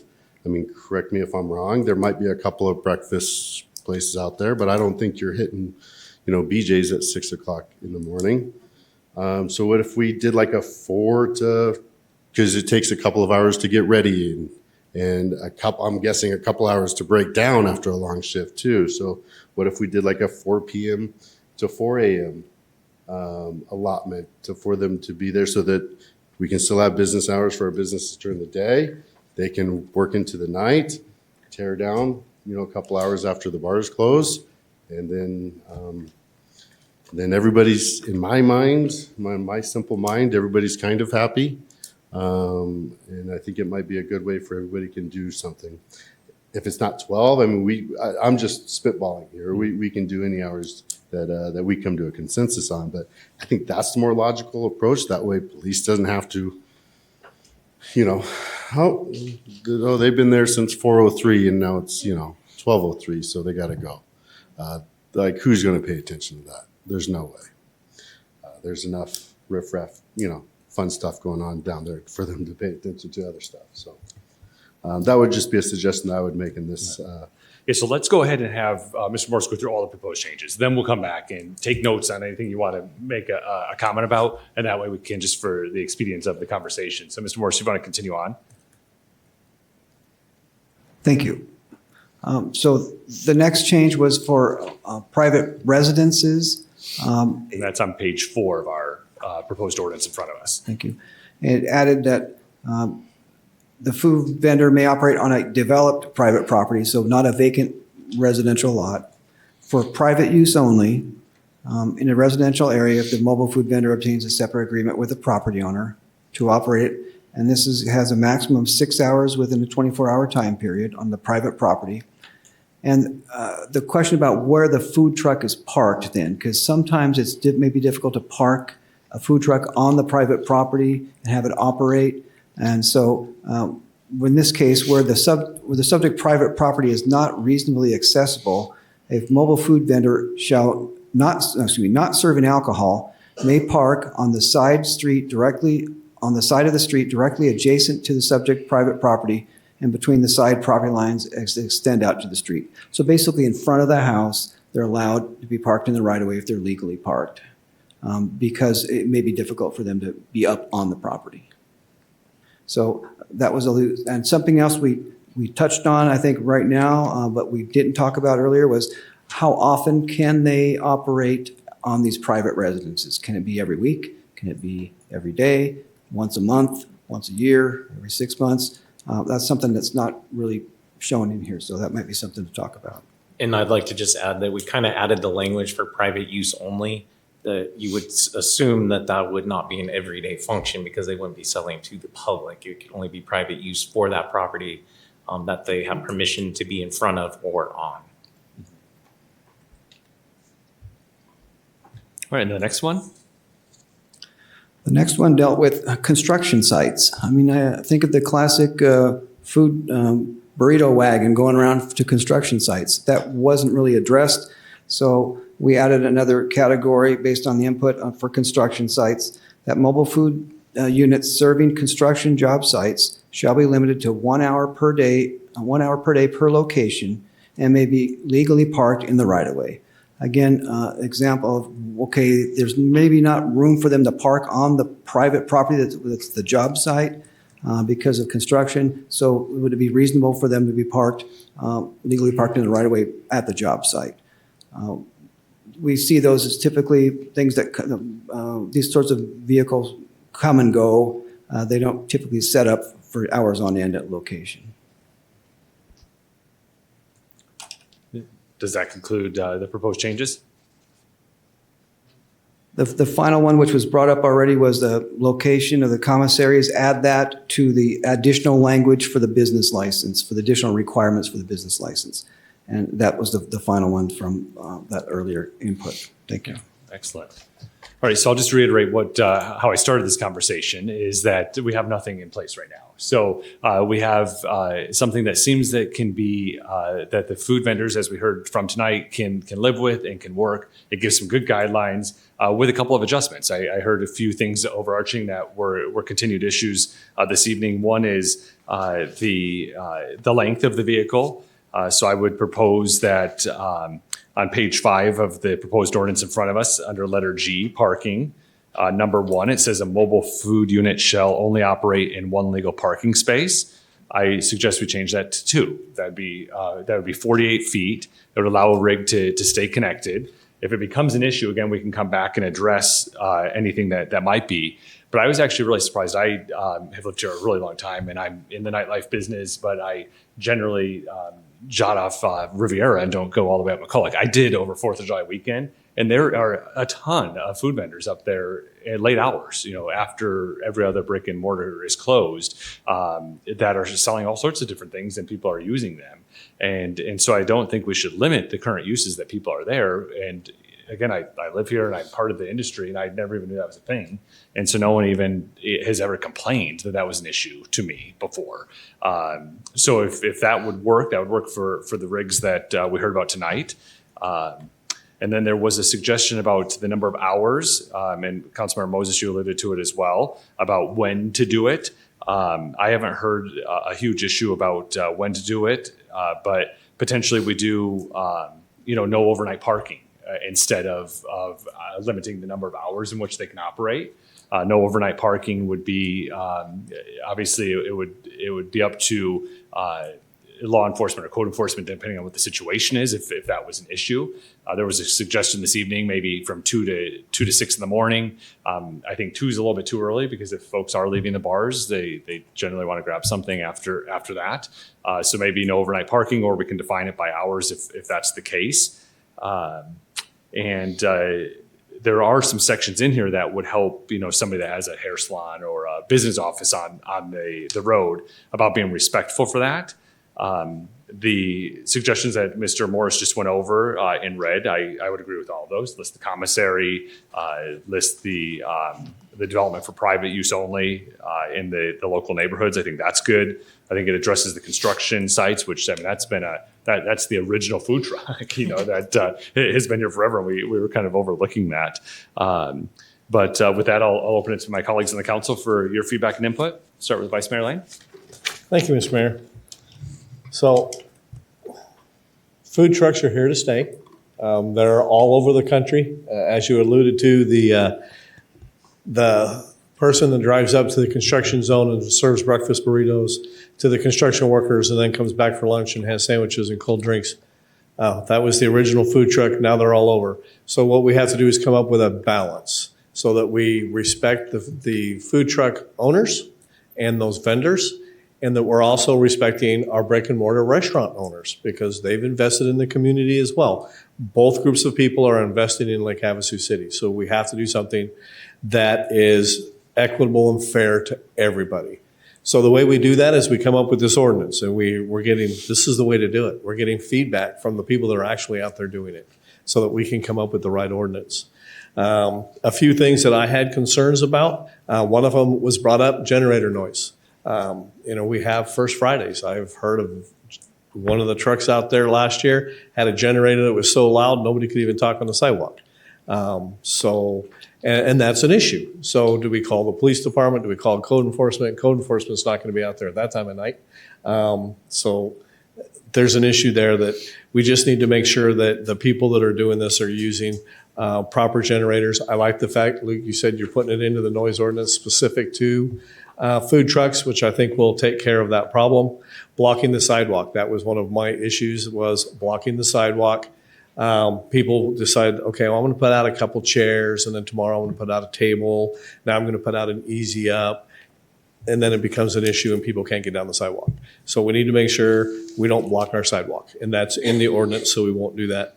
There was a gentleman that got up and talked about it and said, we need to have a definition of a food truck. It's in the ordinance. So they may not have seen it, but it's in there. We heard from the vendor saying 6 hours is too short, that they need an hour for prep time ahead of time and an hour to break down later. So I myself, I don't have an issue with extending it to 8 hours, or as council member Moses said, make it during periods of time. Whichever way that works out is fine with me, but I do believe that they're going to need a little bit more time. When it comes to parking, we heard about connecting, disconnecting. Most of them are trailers, they're not all trucks. I think if we go with the 2 parking spaces instead of the 1 parking space, based on, we heard 34 feet, 30 feet, 26 feet, 28 feet. If they don't want to disconnect and they have a vehicle, all those trailers with the vehicle still hooked up would still fit within 2 parking spaces. So I do believe bumping it to 2 parking spaces would be fair.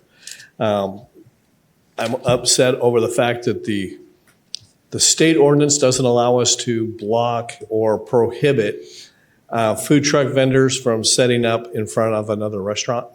You have a taco restaurant downtown and somebody sets up a taco food truck in front of your restaurant. That's very disrespectful, I think. We can't limit that. But I would hope that the people that are involved in the community of the food trucks would monitor that themselves and make sure that people aren't doing that. The same with dumping stuff in the gutter that doesn't need to be in the gutter. I really believe that the commissary needs to be listed on the business license. So if we find out the next day somebody was doing it, we know who to go to. We only have 1 commissary all in Mojave County. So I would say, maybe whoever owns the commissary should check on not just the health department, but the commissary owner check on the businesses as well. Just a spot check to make sure that all the rules are being followed. I love the fact that you guys all agree that rules need to be followed and we need to be respectful to everybody. So I think that's a really good thing. Trash cans, we heard that the trash cans that we have in the ordinance, maybe they need to be a little bit bigger. I would definitely agree with that as well. But I think based on the feedback we've got from you all tonight, that we can come to a really good consensus on how to move forward. And we'll try it for a year. And if we need to tweak it, we can tweak it. But right now, this was a lot of input with members of council and the community and the people that are doing the food trucks. And so I commend all of you for coming together and putting together an ordinance, because food trucks are here to stay. They're all over the country, and they are a way for people to do business just as a brick and mortar is. So thank you for that, Mr. Mayor. Yeah, thank you, Vice Mayor Lane. Councilmember Campbell? Mayor and council, the one part that I really want to stick to my guns on is the 24 feet. The reason why I say that is a lot of people that I talk to, we have a lot of food truck vendors out here today, but I also spoke to a lot of restaurants, and they said the last thing they need is 2 of their parking spots taken for up to 8 hours a day, blocking their view. I'm going to use Jersey's Grill as an example. They just put a nice little outdoor seating area right there on McCulloch so they can watch all the people walking up and down, First Fridays, whichever. They don't really want to, be a burger, 2 spaces taken all day long for 8 hours a day. They don't. So I know in council, one of the things I'm learning is compromise and everybody, giving and taking to get what we want in life. And I think that we have done a really good job on this ordinance. And I think we have tried to listen to everybody, but to not say we're not going to listen to the brick and mortars, or like Councilmember Moses says, the lady that owns a beauty salon and the only 2 spots she has are the ones right in front of her. That just doesn't seem right to me. Or you have somebody that I had at Scoops is a good example, ice cream, to have 2 spots taken where she says that if you look behind Jersey's Grill and Scoops, I'm using that as an example, they have to walk up that pretty steep hill to get into their parking lot. So again, I would just like us all to compromise. I think the staff has done a great job. I think they really looked into this 24-foot for a reason, and the reason was to protect a lot of the businesses that don't want permanent food trucks sitting there 8 hours a day or 10 hours a day blocking the restaurants. And again, we are welcoming food trucks. I've said we love food trucks. My family, we always use food trucks. And I love the private events, and I think we've tried really hard to put a good ordinance together. So other than the strikeouts that we have, that Luke has brought up, I would like to see the ordinance to stand the way it is at this time, and to protect both the brick and mortars and to protect the food trucks and to protect the health and well-being of this community as well. That's my point. Thank you. Councilmember Merlin? Mr. Mayor, I don't know if this is plausible or not, but I understand the park. I don't really like the taking of 2 parking spots. However, is there any way, we can't say that they can't park in front of a brick and mortar restaurant. Is there any way to extend the distance between each food truck? The distance that they have to be away from each other? That's not in this state, right? So does that make sense that we could say they have to be 500 feet from another food vendor, and that would limit how many are allowed in certain areas? Does that make sense what I'm saying? It does, yeah. That way you're not, it's whoever comes there, and whoever there is first come, first serve, or whoever pulled the permit. And then because you all compete with each other too. I mean, we all watch the shows. So, I'm just saying, if you came in there and said, okay, on McCullough, because otherwise if you take 2 spaces and every single food truck shows up there on a Friday, you've just taken up everybody's parking spots. But if you limit how far they can be apart from each other, then yeah, I can go with the 2 spots then. Yeah, I'm just, state statutes included in our packet, so I'm just scanning it to see if I can see anything. Mr. Mayor, if I can? Mr. Knudsen? I understand trying to identify a means by restricting in terms of density, right? And maybe the ideal number is 8 food trucks in the downtown at certain hours, and maybe it's 20. But so I kind of see where you're going through, and staff, maybe we can research that and take a close look at it. But as far as a certain proximity from one another, could we do it? Yeah. I'd look at Captain Whitaker, and he'd say, what the heck are you asking the PD to do? So we're out there with a tape measure, trying to measure from bumper to bumper to do this. It just wouldn't be enforceable, and it wouldn't be something that I'd be comfortable asking our PD to do. But again, as challenge staff, and we can take a look at it and see if that's the direction the council wants to go. We can come up with maybe some creative solutions on how we might approach that. Just trying to find a compromise, because I understand why we're doing 1 spot. I don't know how many people are parked on the streets and how many have their spots with private landowners. But if there was a way to do it in that way, everybody, it's fair. It's fair, because if you went and bought a food vending truck and you can't use it here. Yeah, some of the areas here in our community, this is really a McCulloch issue when we're coming to this. I mean, this isn't going to happen throughout the rest of the community. There's parking in common. There's different regulations there. In front of, and I hate to call different places out, but in front of Legends and Flying X in that area, you can't have 2 parking spots together because it's not that kind of parking. Now you can in front of Red Onion and Jersey Grill, but Jersey Grill has crosswalk goes kind of right there. So it'd be very difficult for that as well. Now up in the BJ's area, and as you get to the Cause building, then yes, you can. I mean, the parking is situated that way, but not across the street from it by Paleo to go in some of those areas. So when I saw that over 4th of July weekend, when I was going up, there were several of them, but there was plenty of parking. The parking spots were open. Now this is late at night. This is after 10 p.m. and before bar close. So there was plenty of parking. There was not a parking issue at all in that area. Again, this is just the starting point. I haven't heard from any businesses that find any of these things to be a concern. So I don't think we need to create problems, but we're hearing from both sides, and we can put this in place. And if it becomes an issue, we can address it from there. Mayor, can I have just a point of clarification Yes. real quick? So this is only for public right-of-way parking of the food trucks, correct? No, what we seem to be focused on, yes. There's other components of this. But as far as only fitting in 1 space is for public, yes. Luke and Jeff, I'm looking for an answer from you guys. The 1 space is only for public. So anybody with a larger rig can park in a public right-of-way. A shared parking. Get a conditional use permit or temporary permit for a conditional use or whatever the verbiage is, and park in more than 1 space back there, right? Yes. So there's still a pathway for each of these vendors to be able to find a spot, find a home, to be able to park their rigs there. I'm leaning towards protecting the McCulloch area as well and just keeping it to the 24, the one space. All of those businesses are allowed to be there, not meeting normal parking standards because they utilize public right-of-way parking and they utilize the communal parking. I'm sorry, what's the word I'm thinking of? Parking in common. Parking in common, thank you. They're only allowed to be there because of that. And now we're putting an extra added pressure on top of that parking issue by allowing another business in there. So I just want you guys to realize the compromise we are making by even allowing it, having it be there in the first place. Like the amount of stress we're going to be putting on this small little area of our world here in Lake Havasu is going to be great. And we're not making these rules for you guys.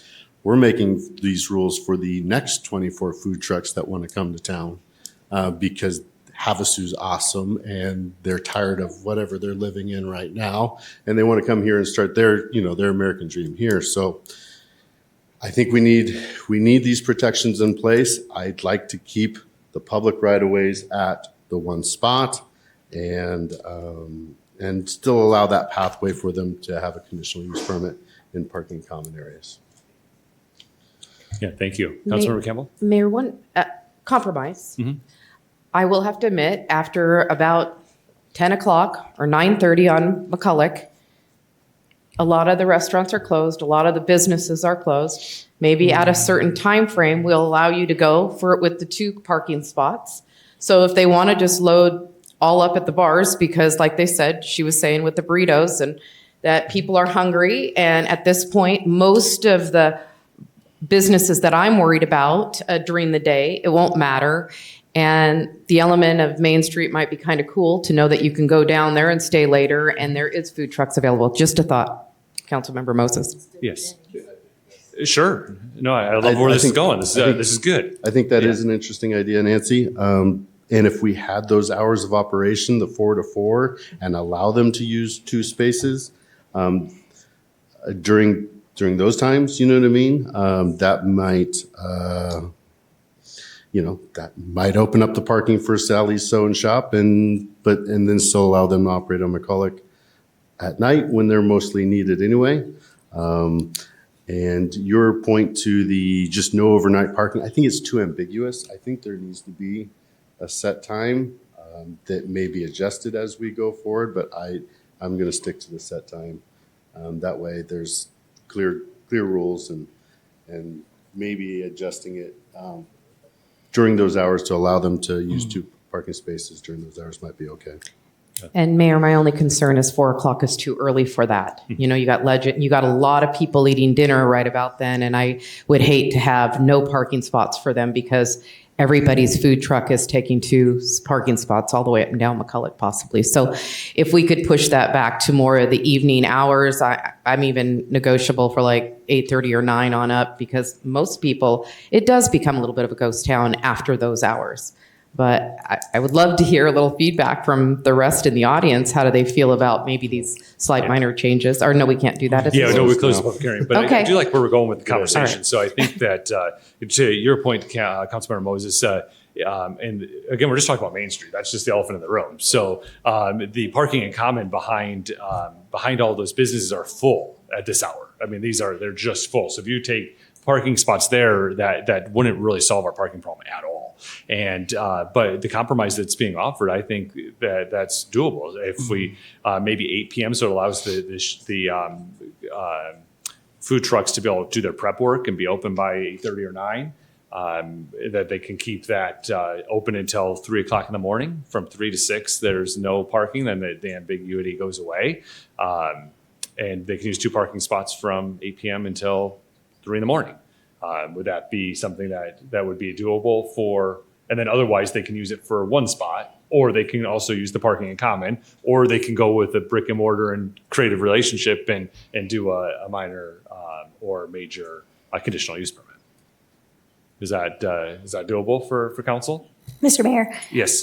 that sounds great. I'm just wondering who's monitoring it. Is it going to be our PD? I mean, I'm just curious. I don't want to put more work on our staff. Who's going to monitor that time when they start? Are they like waiting down the street to get into that spot? Like, what does that look like? Yeah, so I think the people that are going to monitor are these people sitting in the room looking at us right now. They're not going to let one person open 1 minute before they are. But yeah, the call would go into code enforcement and the PD. But again, this is just an ordinance that will start. And if it's not working for brick and mortar or for the food trucks, we can come back and have the conversation. Right now, we just have nothing. And so I think that where we're at right now, it seems that just from the nods and the looks that you're giving me, that seems to be a good compromise, along with the code changes that Mr. Morris reviewed with us earlier.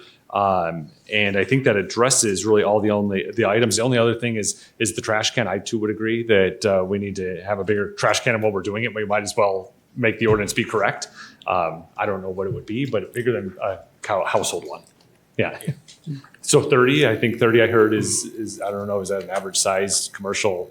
Mr. Mayor, Yeah. I just have one more question. Right now, we currently don't have an ordinance in the county. If the county chooses, and I don't think that's going to happen, but if it does, they choose to go and put an ordinance, how does this affect our ordinance now?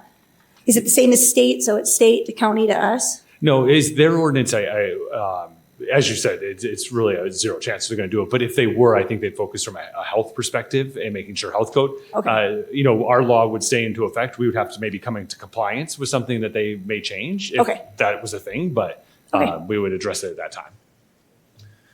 Yeah, so Councilmember Moses? Well, I was just going to make one more statement from the county standpoint. If anybody's listening there, if anybody knows anybody there, I'm going to say this at this,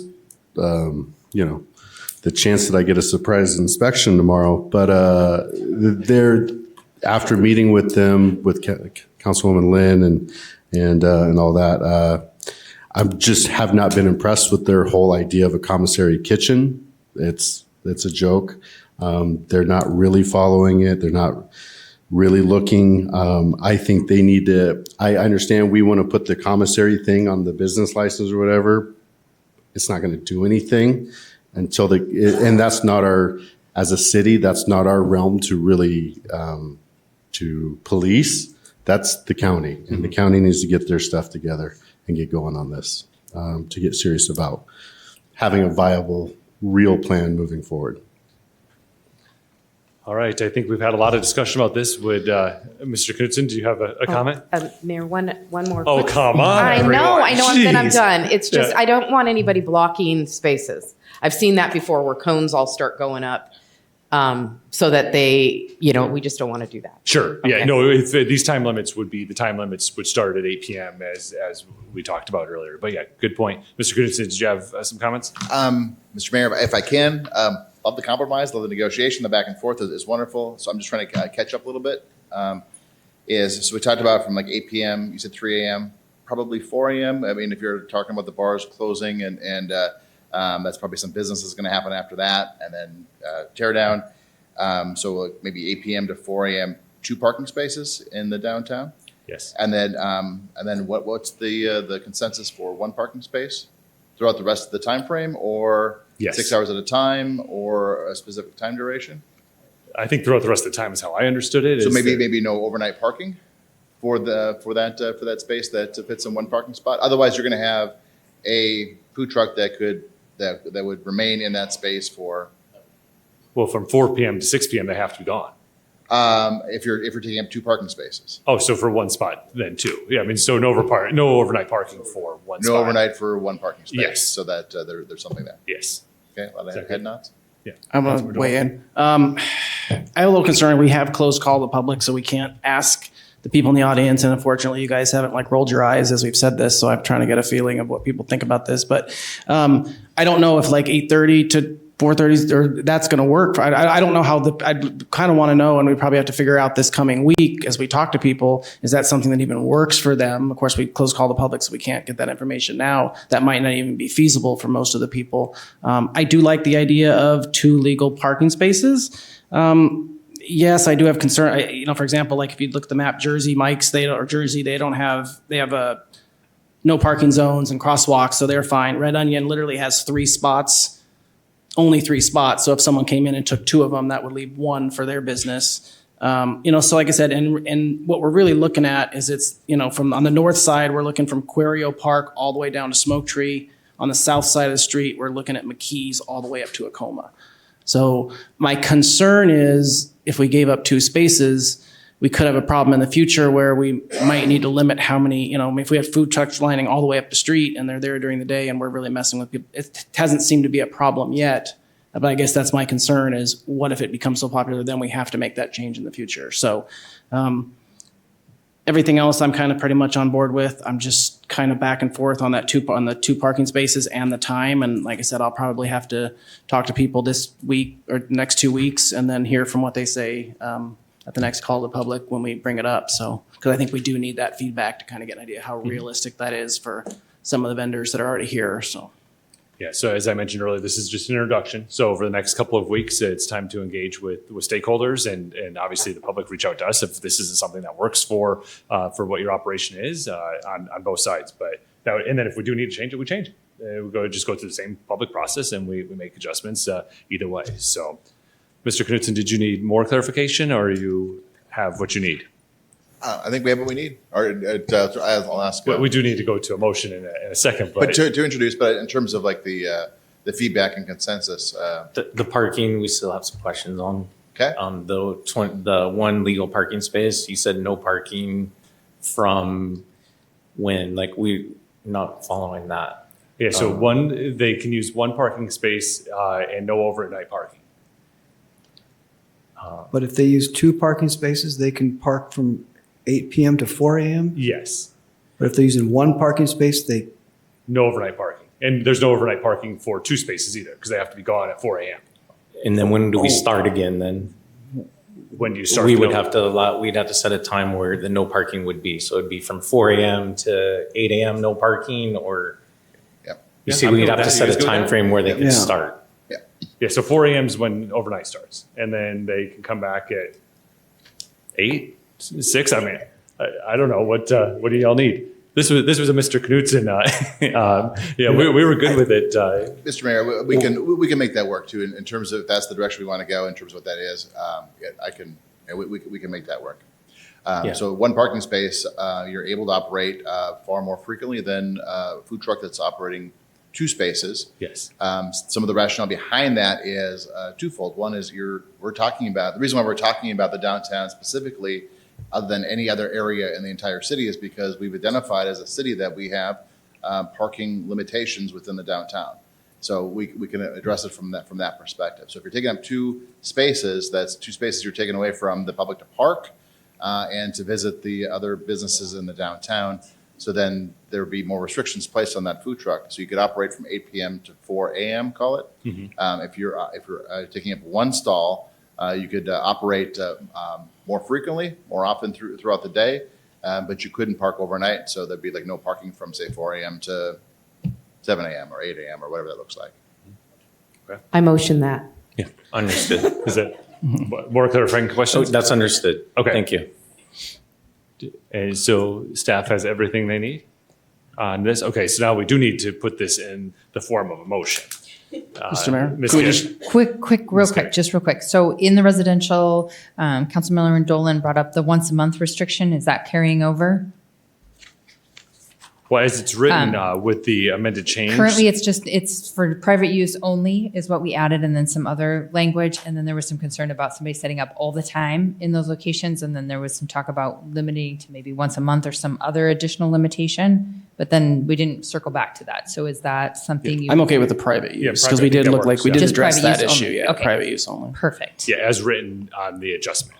And then Councilmember Moses brought up the major use permit limit, like 6 months or to 1 year limitation. Is there Yeah, consensus good. I'm on glad you that brought as that well? up. Yes. Or is that not? So currently a major conditional use permit is forever? A major conditional use permit would be, the planning commission would put conditions on it depending upon the situation. And one of the conditions could be a time frame where it needs to come back for review or a hard line date where it ceases. So it would be case by case.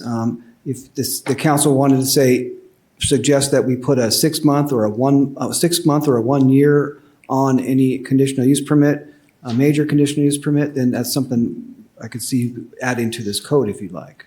And minor, how long is that? A minor would be similar sort of setup. I mean, we could do a minor conditional use permit. If you want to put a maximum time frame on that, staff would make up the conditions, would create the conditions for the minor one. So if we wanted to use the same for major or minor, I would say a minor would probably be a shorter term. So because we're seeing it maybe less frequently.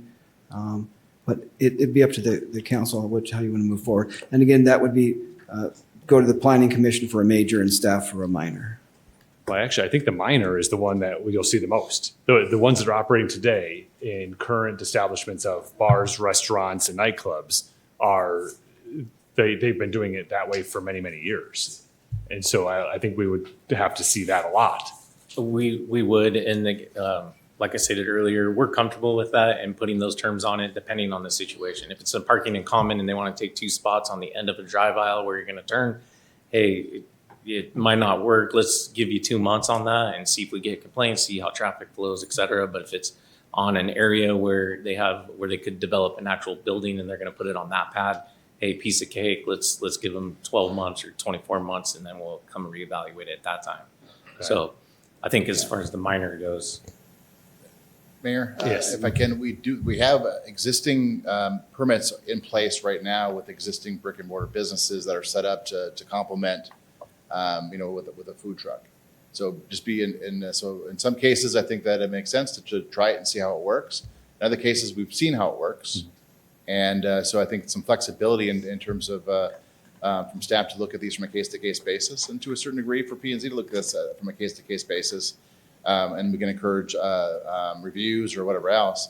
But if we're asking our local businesses to come back every 6 months or 12 months to renew a permit for something that's working, just because we put a timeline or a deadline on it might not be the best approach. No, I agree. I'm gonna go to sleep tonight. It's gonna be 6 months from now when I wake up tomorrow. I mean, it goes that fast. And so, we need to have. We need to have an ability. I mean, otherwise, we're literally getting approvals from the city.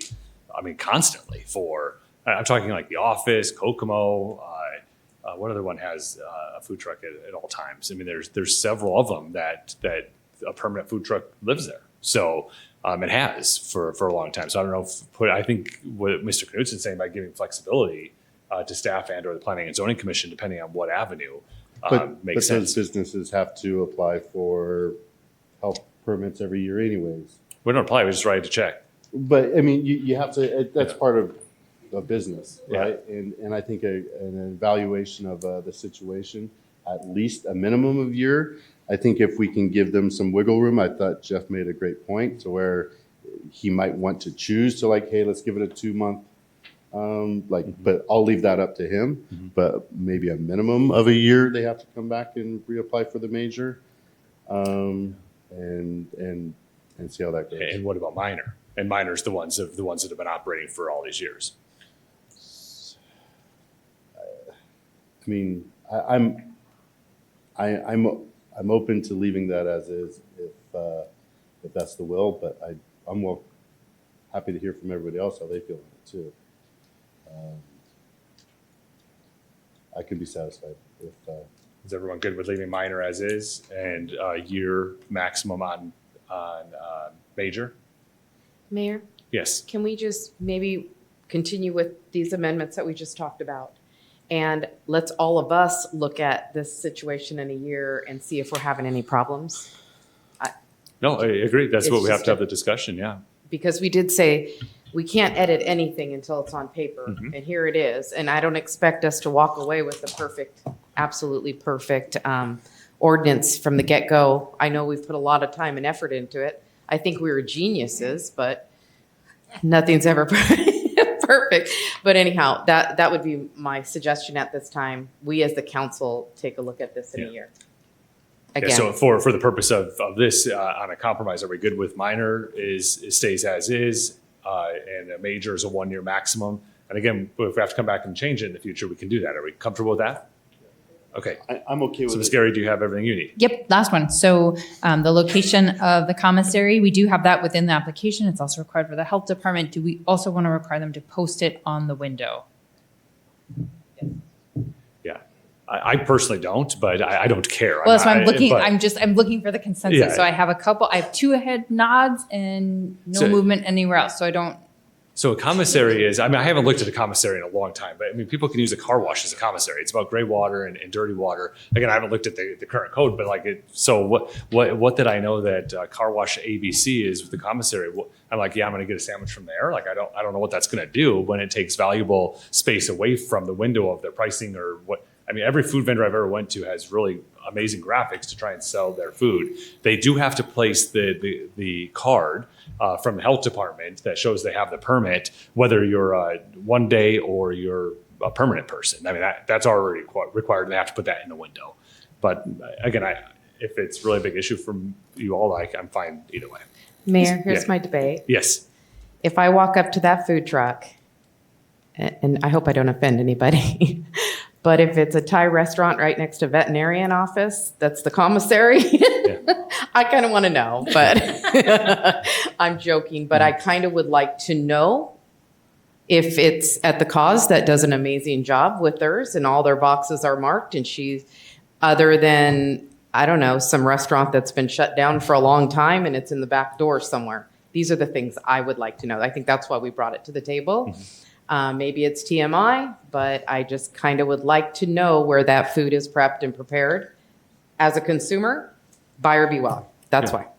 Yeah, and the location of the commissaries, I say we keep in there. Right? So they can't get the permit without that. So what they would have is they would have hopefully a green card from the health department, and then underneath it would say the commissary is at this car wash.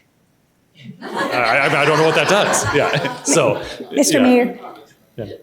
so, like I said, it's also for the protection of the commissary when their name is put on something.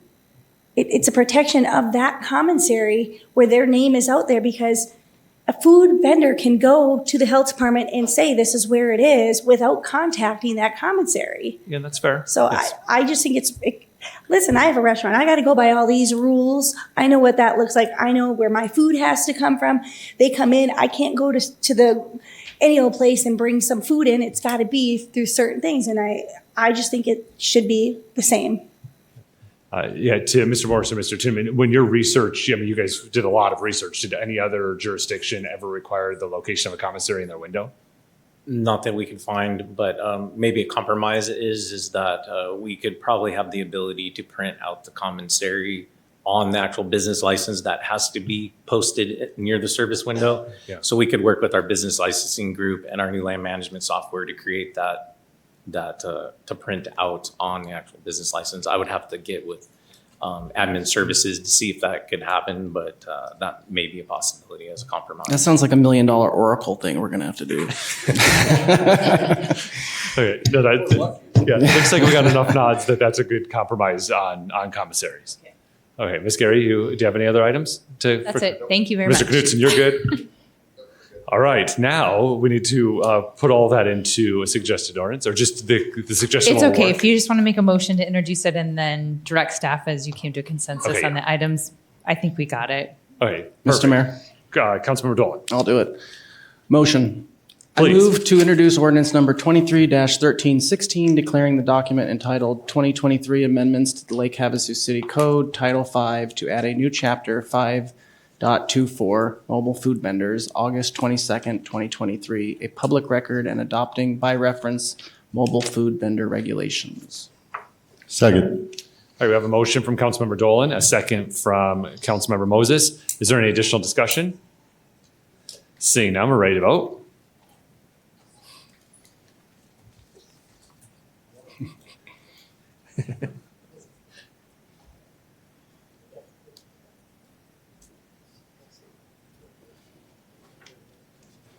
Motion carries 7-0.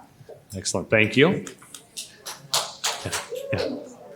All right, the next item is item 7.7, approve the River Medical Inc. DBA Lifeline Ambulance Mutual Aid Dispatch Emergency Ambulance Transportation Agreement.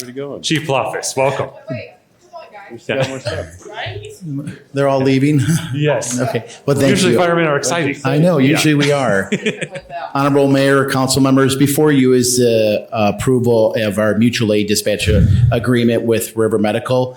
This document is a vital document that outlines the terms, conditions, and procedures for dispatching our 911 ground ambulance transports within city limit and our operations with River Medical. This agreement was created through a collaborative effort with the fire department and River Medical to ensure timely, efficient emergency medical transport to the community. All parties involved have agreed with the terms, agreements, and conditions within the agreement. Just note, this agreement will only be executed if the Lake Havasu City Fire Department is approved and issue a certificate of necessity to provide 911 ground transport services through the Arizona Department of Health. Now, this agreement is part of our application process. Now, Arizona statute gives authorization to the Arizona Department of Health to regulate ground transport ambulance, which is the CON process. The fire department received approval from council to submit our completed CON application in February of 2023. The Arizona Department of Health conducted their initial review and it determined that our application was administratively completed in May of 2023. Our application is currently in the substantive review process with the Arizona Department of Health. This is an agreement showing that is going to be added documentation to our for our application for the CON, and it's already been provided to DHS as a courtesy review. Having this agreement, this mutual aid agreement with River Medical really supports our public-private partnership and a collaborative relationship that we have to provide better emergency services to our community. Now, I have John Valentine and Brad Shelton that have been waiting very patiently. John is online, and I appreciate this has been a very good effort. John and Brad and my team, the city attorney, we've spent over a year working on this agreement, and we finalized it. We do have a signed agreement from River Medical, and we're waiting for your approval. So John is online. He couldn't make it in from Phoenix, and we have Brad here too, and I have one of my battalion chiefs of EMS, Tim Maple, if you have any questions. But we worked very diligently on this with the River Medical, and we're bringing this tomorrow. I'll be contacting DHS to give them the official copy after your signatures on it. So if you have any questions, be more than happy to answer it. Yeah, thank you, Chief, and great work. This is a big step, a year of work, and thank you to the partnership with AMR and the fire department and city staff that have worked on this. This is going to be a great improvement to the way we do emergency services in response to our community. So I applaud you all for doing that. So you're a model for the state of Arizona on working together and to make things happen for a local community, and you should be applauded for those efforts. So good work. Thank you, Mayor. Would any members of the council have any questions or comments for any of the folks before we open the public hearing? All right. Yeah, did AMR have any comments? They were here to showing our support. If you guys had any question, I just appreciate them being here supporting us. Yeah, fantastic. All right, would anyone like to address the city council on this item? Seeing none, we'll close the public hearing, bring it back to council for discussion or possible motion. Mayor, Councilmember Koch, motion. please. I move to approve the River Medical, Inc., DBA Lifeline Ambulance Mutual Aid Dispatch Emergency Ambulance Transportation Agreement. Second. We have a motion from Councilmember Koch and a second from, who's got the button? Councilmember Moses. Yeah, so a motion from Councilmember Koch, second from Councilmember Moses. Any additional discussion? Seeing none, we're ready to vote.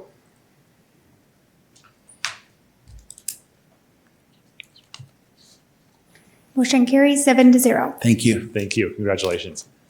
All right, the next item is 7.8, approve the purchase of 9 police department replacement vehicles from Midway Chevrolet. Captain Whitaker. Good evening, Mayor and Council. We're here seeking approval for 9 new vehicles through the police department's aging fleet. This is money, the cost that was put into our budget this year, and we're seeking the purchase through the state cooperative agreement through Midway Chevrolet. I'm requesting 5 fully marked, outfitted patrol vehicles, 3 sedans that will be used for detectives, and 1 administrative travel vehicle through all through a cost of for a cost of $495,836.37. And I'll answer any questions that I can answer. Yeah, thank you. Do any members of the council have any questions for Captain Whitaker? All right, seeing none, this is a public hearing. Would anyone like to address the city council on this item? Seeing none, we'll close the public hearing, bring it back to council for discussion or possible motion. Mayor, motion. Vice Mayor Lane? I move to approve the purchase of 9 police department replacement vehicles from Midway Chevrolet in the amount of $495,836.37. Second. We have a motion from Vice Mayor Lane and a second from Councilmember Dolan. Is there any further discussion? I got the button quicker that time, buddy. Seeing none, we're ready to vote. There's a joke in there.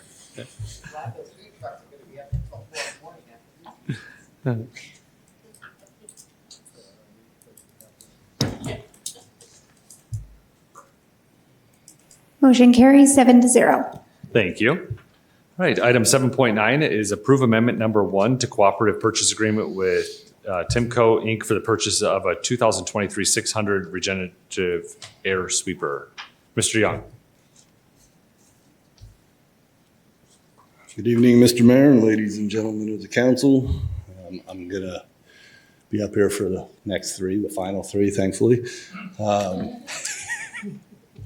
So we're starting it all over again with this being the fiscal or beginning of the fiscal year. We're going through our replacement with the police as well back there. We had Doug come up here because I didn't want to get a reputation of buying trucks and cars only. So he handled that for us. As we go through our replacements, they're based on a 32-point use system. Mileage, idle hours, age, purchase price versus repair costs, and functionality as it's happening now. For the Timco, all 3 of our old ones have limped along about as long as they can limp. We got this will be our 3rd one, so we'll be replacing all 3 of them now, and that will be for $334,000 and $358.90. And if you approve the amendment 1, that will go on the Houston Galveston Cooperative, and we can get that done. If you have any questions, I'm happy to answer them. Thank you. Are there any questions for Mr. Young from members of the council? Mr. Councilmember Mayor, Lynn? I'm just out of curiosity. What is the life? Like, what is the lifespan of it? Because I'm looking at miles, and obviously it's not miles. In all honesty, the life of a Timco in our conditions, you're looking at 5 to 8 years, and we've had ours since 2006. We've rebuilt, repaired, done everything we can with them to keep them going. Thank you. Are there any other questions for Mr. Young? All right, this is a public hearing. Would anyone like to address the city council on this item?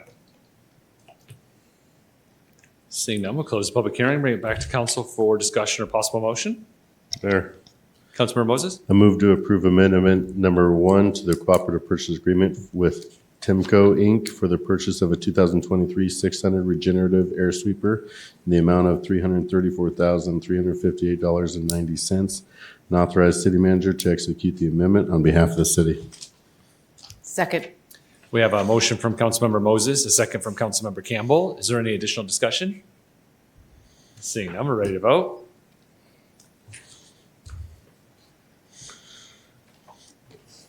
Motion carries 7-0. Thank you. Item 7.10 is approve amendment number 1 to the cooperative purchase agreement with Freightliner of Arizona LLC and purchase of a 2024 Freightliner M2106 dump truck. Mr. Young. This is the same kind of dump truck we're currently running. We are replacing a 2005, which currently has 41 points on it. We push to release or auction off our vehicles as they hit 32 points on our normal vehicles that don't do extreme use. Our extreme use, such as loaders, bobcats, those kind of things, we look at 28 points. This dump truck has been around a considerable amount of time and has a considerable amount of hours on it and miles. So if we could, we'd like to get a purchase of a new one with a purchase price of $183,102.90, excuse me. Yeah, thank you. Are there any questions for Mr. Young from members of the council? All right, this is a public hearing. Would anyone like to address the city council on this item? Seeing none, we'll close the public hearing and bring it back to council for discussion or possible motion. I'll just mention real quick, we're going through this very quickly because we approved the budget and these items are all in the budget. So they're budgeted for, planned for, but the fiscal year just started, 30 some days ago. So we're going through this process again rapidly, but we've been talking about it for a while. So, yeah, Councilmember Campbell, did you? That's a motion. Yeah, please. I move to approve amendment number 1 to the cooperative purchase agreement for Freightliner of Arizona LLC. Freightliner, excuse me. It's not frightening. LLC, and the purchase of a 2024 Freightliner M2106 dump truck in the amount of $183,103, and authorize city manager to execute the amendment on behalf of the city. We have a motion from Councilmember Campbell and a second from Councilmember Moses. Is there any additional discussion? Seeing none, we're ready to vote.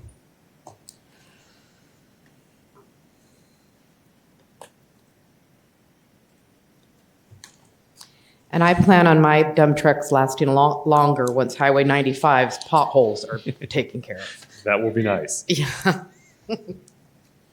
Motion carries 7-0. Thank you. And then our final public hearing of the evening is item 7.11. Approve the cooperative purchase of a Bobcat UW53 tool cat from Clark Equipment Company, DBA Bobcat Company. Mr. Young. Yes, Parks and Recs is looking to replace a 2001 John Deere skip loader. It has 1,486 hours, 37.9 points. That would also be recommended to be disposed of at 28 points. It's a hard to use, extreme use piece of equipment. Parks have chose to go with a tool cat, which has a lot more functionality for them and what they're able to do and get around the parks in with that. And it actually costs less than what a skip loader would cost. So it's a good choice. So I ask you to approve that. And at $88,176.45. Thank you. Are there any questions from members of the council for Mr. Young on this item? Mr. Young, could you clarify the price? I got $88,176.45. Yes, so that, I believe that's the quote, is that number, but the suggested motion is a different number on There's a difference in price. on the item. In the motion and the. So the motion would read the 88,176.45. Mayor, the 176.45. Is that what I got? 645. Okay. Yeah, Councilmember Moses. Oh, we need to open the public hearing real quick. Yes, public hearing. Would anyone like to address the city council on this item? Yeah. Sorry, I was curious about something you said at the last item after you had already closed the public hearing, and you stated that all of this was going through really quickly because you just approved the budget, and I was confused by what you meant by that. Does that mean that this is for last year's budget that you're approving, or, and I also, again, he's gonna have to ask at the end of the year or something for his new year, new budget. I didn't understand how that worked, and that really did confuse me. I'm sorry, but am curious as to which tax year these purchases are supposed to be on if you just approved the new tax plan already for this year. Yeah, it's for this current year that started July 1st. So I'm sorry to have confused you, but the budget started on July 1st of 2023 for fiscal year 24. Okay. Thank you. Yeah. Oh, no, the other question was, he said something about auctioning off the equipment. Does that get added back into the budget, or what happens, or how does that show later? Sorry, just curious. Sure, yeah. So anytime that we have equipment, we sell it through government surplus, and that money is accounted for in our budget as well. You in the market for a dump truck? Yes, actually, I was thinking, I have a lot of places to go dump to. All right, would anyone else like to address the city council on this item? All right, close the public hearing, bring it back to council for discussion or possible motion. Mayor? Yeah, Councilmember Moses? I move to approve the cooperative purchase of a Bobcat UW53 Toolcat utilizing cooperative purchase agreement with Clark Equipment Company, DBA Bobcat Company, in the amount of $88,176.45. Second. We have a motion from Councilmember Moses, a second from Councilmember Dolan. Is there any additional discussion? Seeing none, we're ready to vote.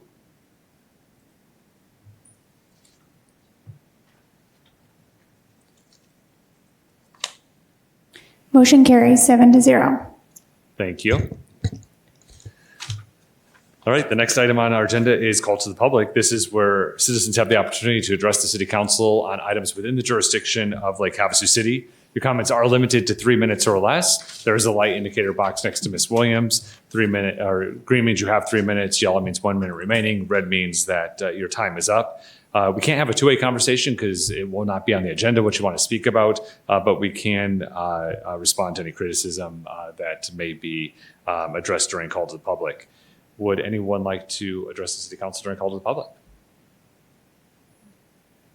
Seeing none, we'll close the call to the public. Moving on to item 9 is current events. Are there any council committee reports?